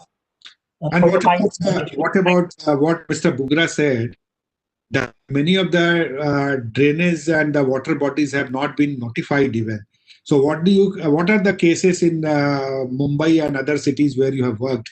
Is that the similar case what is happening in Gurugram? I think now the notification is an important aspect that needs to be taken place, and the city master plan should definitely demarcate these areas. So Bombay's master drainage plan has been prepared, and I think the holding ponds and water bodies have been notified in that. And retrospectively, if you look at the 1970 Survey of India maps, the ones which were available in hard copy, in that the water bodies were clearly shown in those maps. So we need to go back to those maps and see what are the water bodies as recorded by Survey of India. And that should be used as a starting point to proceed further and reclaim the water bodies where possible. Thank you. Sanjay, Dr. Sanjay, you are here. Mr. Bugra is saying as a very pertinent point. I'll just come to you, Dr. Bugra, after just listening to Mr. Sanjay Srivastava on your question, and then I'll get back to you. Sanjay, you said the example of other countries also, as Mr. Kapil Gupta gave the example of Japan and Hong Kong also, and you gave the example of Thailand flood and how Thailand flood was with the highest kind of a priority. How do you see the role of, again, science in mapping of those water bodies quickly and notifying, as Mr. Bugra was telling? Is that possible for Indian cities also, that quickly that kind of a science facilities and capacity are available? Professor Sanjay Srivastava, are you there? Hello. Yes, Sanjay. Yeah, I'm audible. Right. Yeah, please. Yeah, thank you. Actually, one important part for the success of Bangkok flood risk reduction program is, of course, it's a mega project funded by multiple donors from their own budgetary allocations. They created a lot of scientific institutions, and one is what they call HAII, Hydro Informatics Institute. And what HAII does, they improve their capacity of the seasonal forecast, because in Thailand, particularly in Chopra River Basin, most of the water comes either from the low depression clouds in the Bay of Bengal and in the adjoining area, and quite a bit it comes from their what they call the upper regions, which is Chiang Mai, Chiang Rai, that belt. So first thing they did is they improved their seasonal forecast, and that provided them insight on what could be the possible water, means the scenario of excess water in a particular season, particularly southwest monsoon or northeast monsoon. So that was one where they made huge investment. HAI is a great institution of climate science, hydrology, and disaster management all together. So it was interdisciplinary science. Second thing that they did quite well was they mapped out the contour level, the sub-meter level contours for flood risk zonation in different part of Bangkok, and that was used with ALTM, airborne leisure terrain mappers. And most of the water, particularly the sector-wise allocations of the water, were based on this ALTM mapping. What could be the possible demand for the drinking water? What is the demand for the irrigation? What could be the demand for the industry? So it was a scientific assessment, especially the considering the economics of water use very precisely, because it's an economic hub of the country. So there were many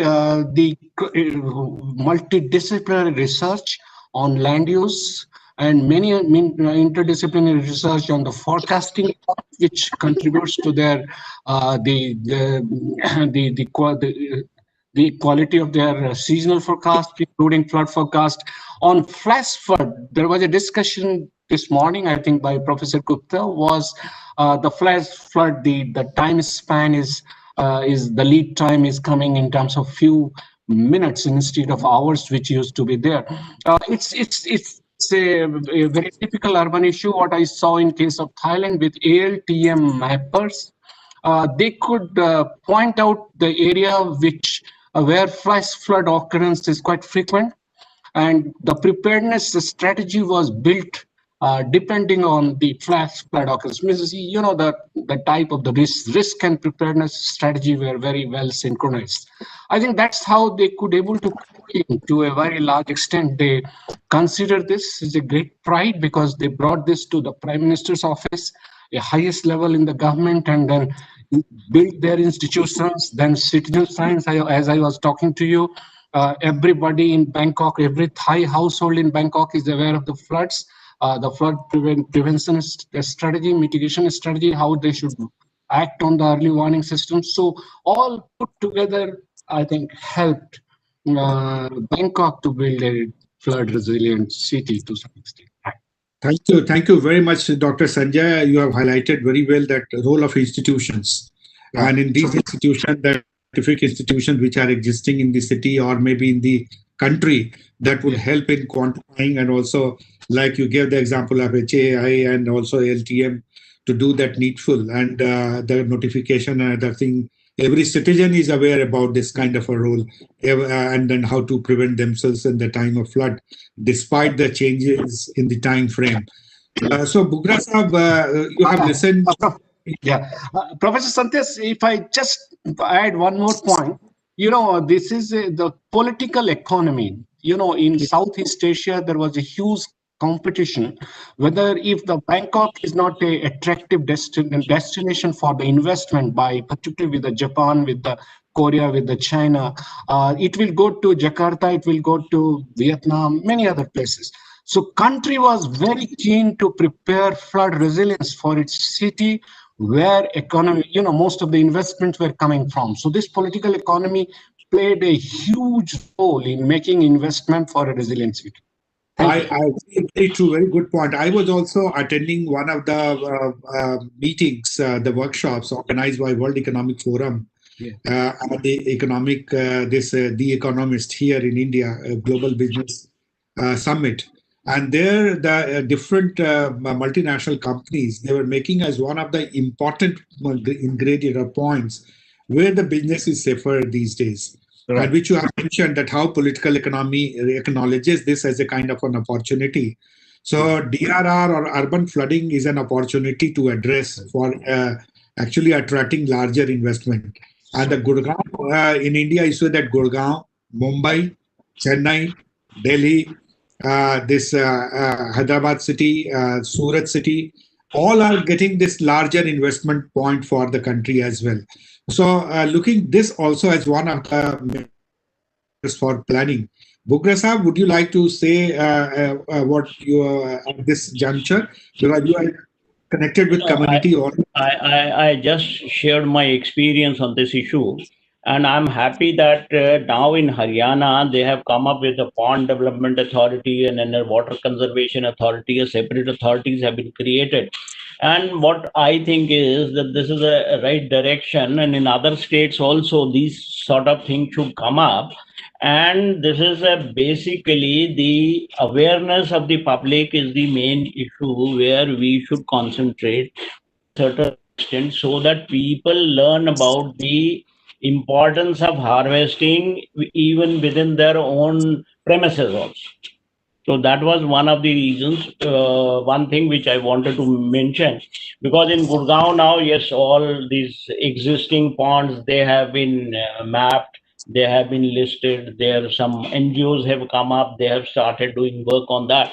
So the work in that direction has started, but that is in the major towns. The new upcoming towns also need such type of things.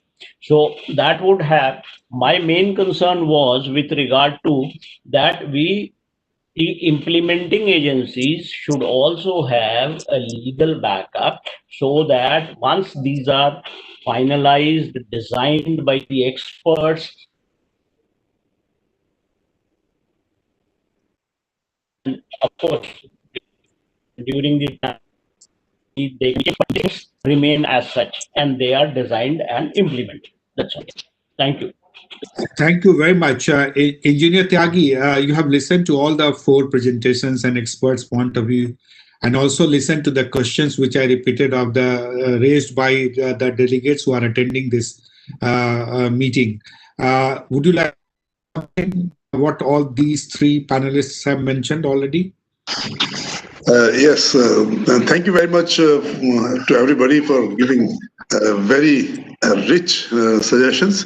And one thing which really comes as a centerpiece is that awareness building is really, really very important. Whether it is about the existence of the water bodies which are playing important part in mitigating the urban flood risk, or it is about rainwater harvesting, how they have to be built and who has to build that. But giving it a legal backing is important, but not sufficient enough, basically. The public awareness and the public trust which is required needs to be given. And for that, I think what Sanjay was mentioning about political economy and political economic priority is important. Unless, let's say, Chief Minister of Haryana, unless he thinks that Gurugram is not economically in his priority, I think he has to really give importance to this and implement whether the land is costing 2 crores per biga or it is 10 crores per biga. I mean, those ponds have to be acquired and encroachment have to be removed from there, and they have to ensure that those ponds serve their purpose, basically. So ultimately, it is about educating people and educating also for coordination between various departments and authorities. It is again important that that coordination mechanism has to be based on knowledge about what the other department is doing. So that also is missing, and my awareness about what department does may not be sufficient for me to appreciate what they need and how I can contribute to them. So I think it is important that we make each of the stakeholders aware of what is important, especially when it comes to urban flood risk management. Thank you.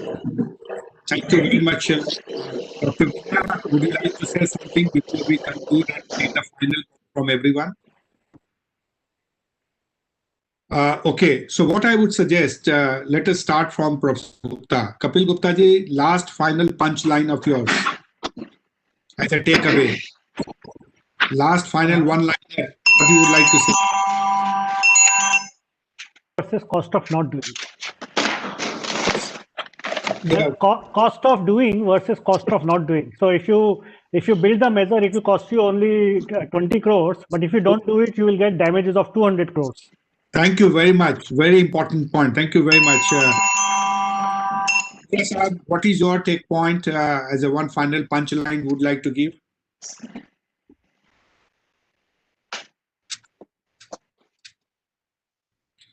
Bugra Sahab, are you able to listen to me? Yes, yes.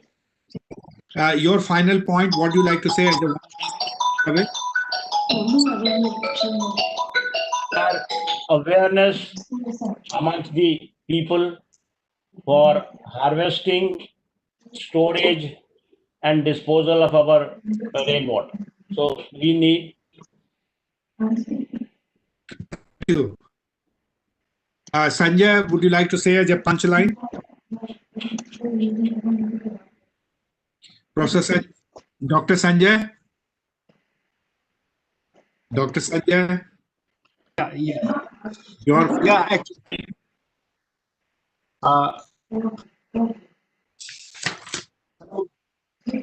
Hello.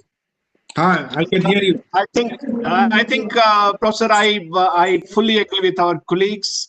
The cost of inaction should drive the whole process. And for cost of inaction, the political economy plays a very, very important role, because any such kind of interventions requires huge investment. That is what we saw in the case of Bangkok. Contributes 35% of the GDP, and if you don't protect the city, which is a lifeline for the country's economy, then the cost of inaction will be huge. So you know, that's the key message I would also like to echo. Tyagi ji, aapka kuch final point? What is your final point? I think awareness building, again, that is the key. And since we are in the age of IT, and as Sanjay mentioned, that we should take lessons from this epidemic, using IT for building awareness, what we are proposing here, to me, is the key thing. Thank you. You have listened to all, and what you have to say at this point, then I will conclude. Yes. Thank you so much. I think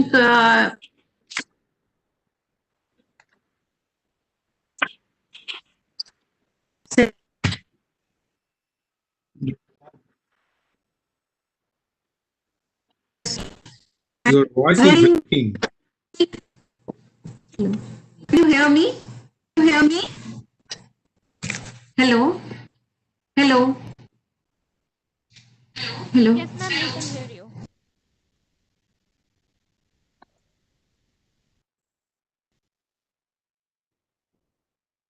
Please, your internet problem, I believe.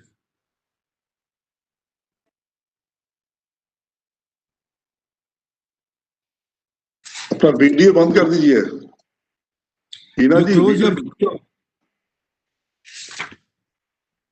Ma'am, you can switch off your video, then we'll be able to hear back.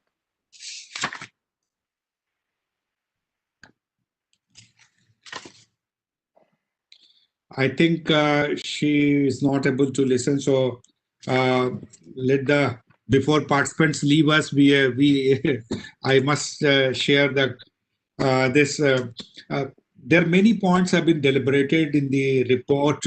What Engineer Tyagi has brought in as an approach paper, and experts have also deliberated upon that. That what is the additional points which can be brought in.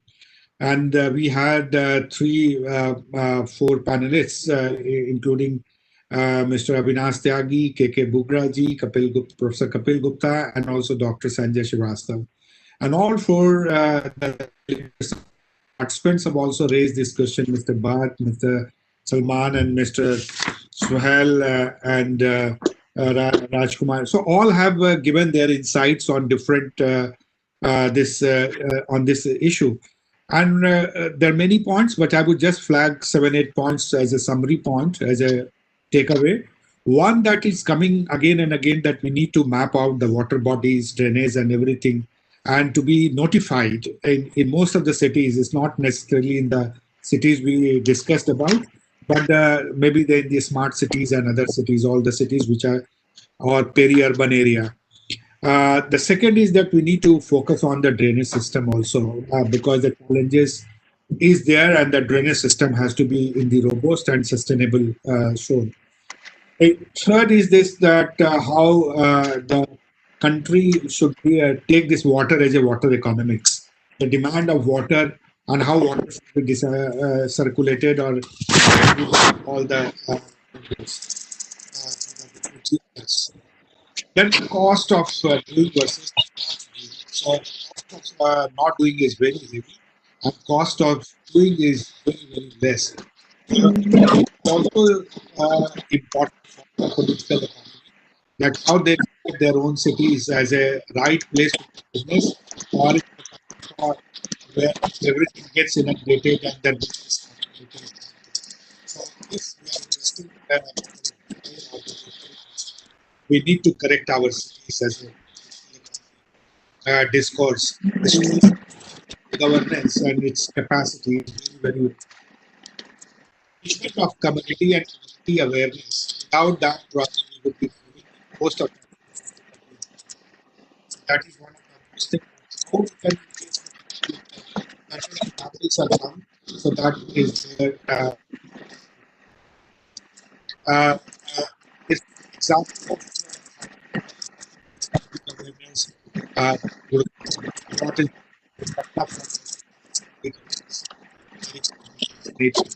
आवाज cut रही है fact is also to be included, that how and the COVID-19 has shown us this and that to be involved in this. That education and Your voice is breaking in between. existing in this artificial intelligence, other institutions over there, and all those bonds development that units of authorities.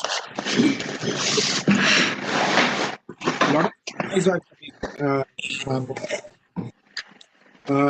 the pond development authority all should be created in other districts by drawing examples from this. And last but not the implementing agencies should always have the legal backup with themselves. So these are the final points which we have thought. Many other. Santoshi, can I talk now? Because there was a problem. You conclude it first. Let me close from my side and then you continue. So these are the points which are there for important points which you have brought. I extend my heartfelt thanks to all the distinguished delegates and the participants and the panelists, those who mentioned, and especially my partner Veena ji, India Water Partnership, and Adrid Action for this resilient disaster inclusive development.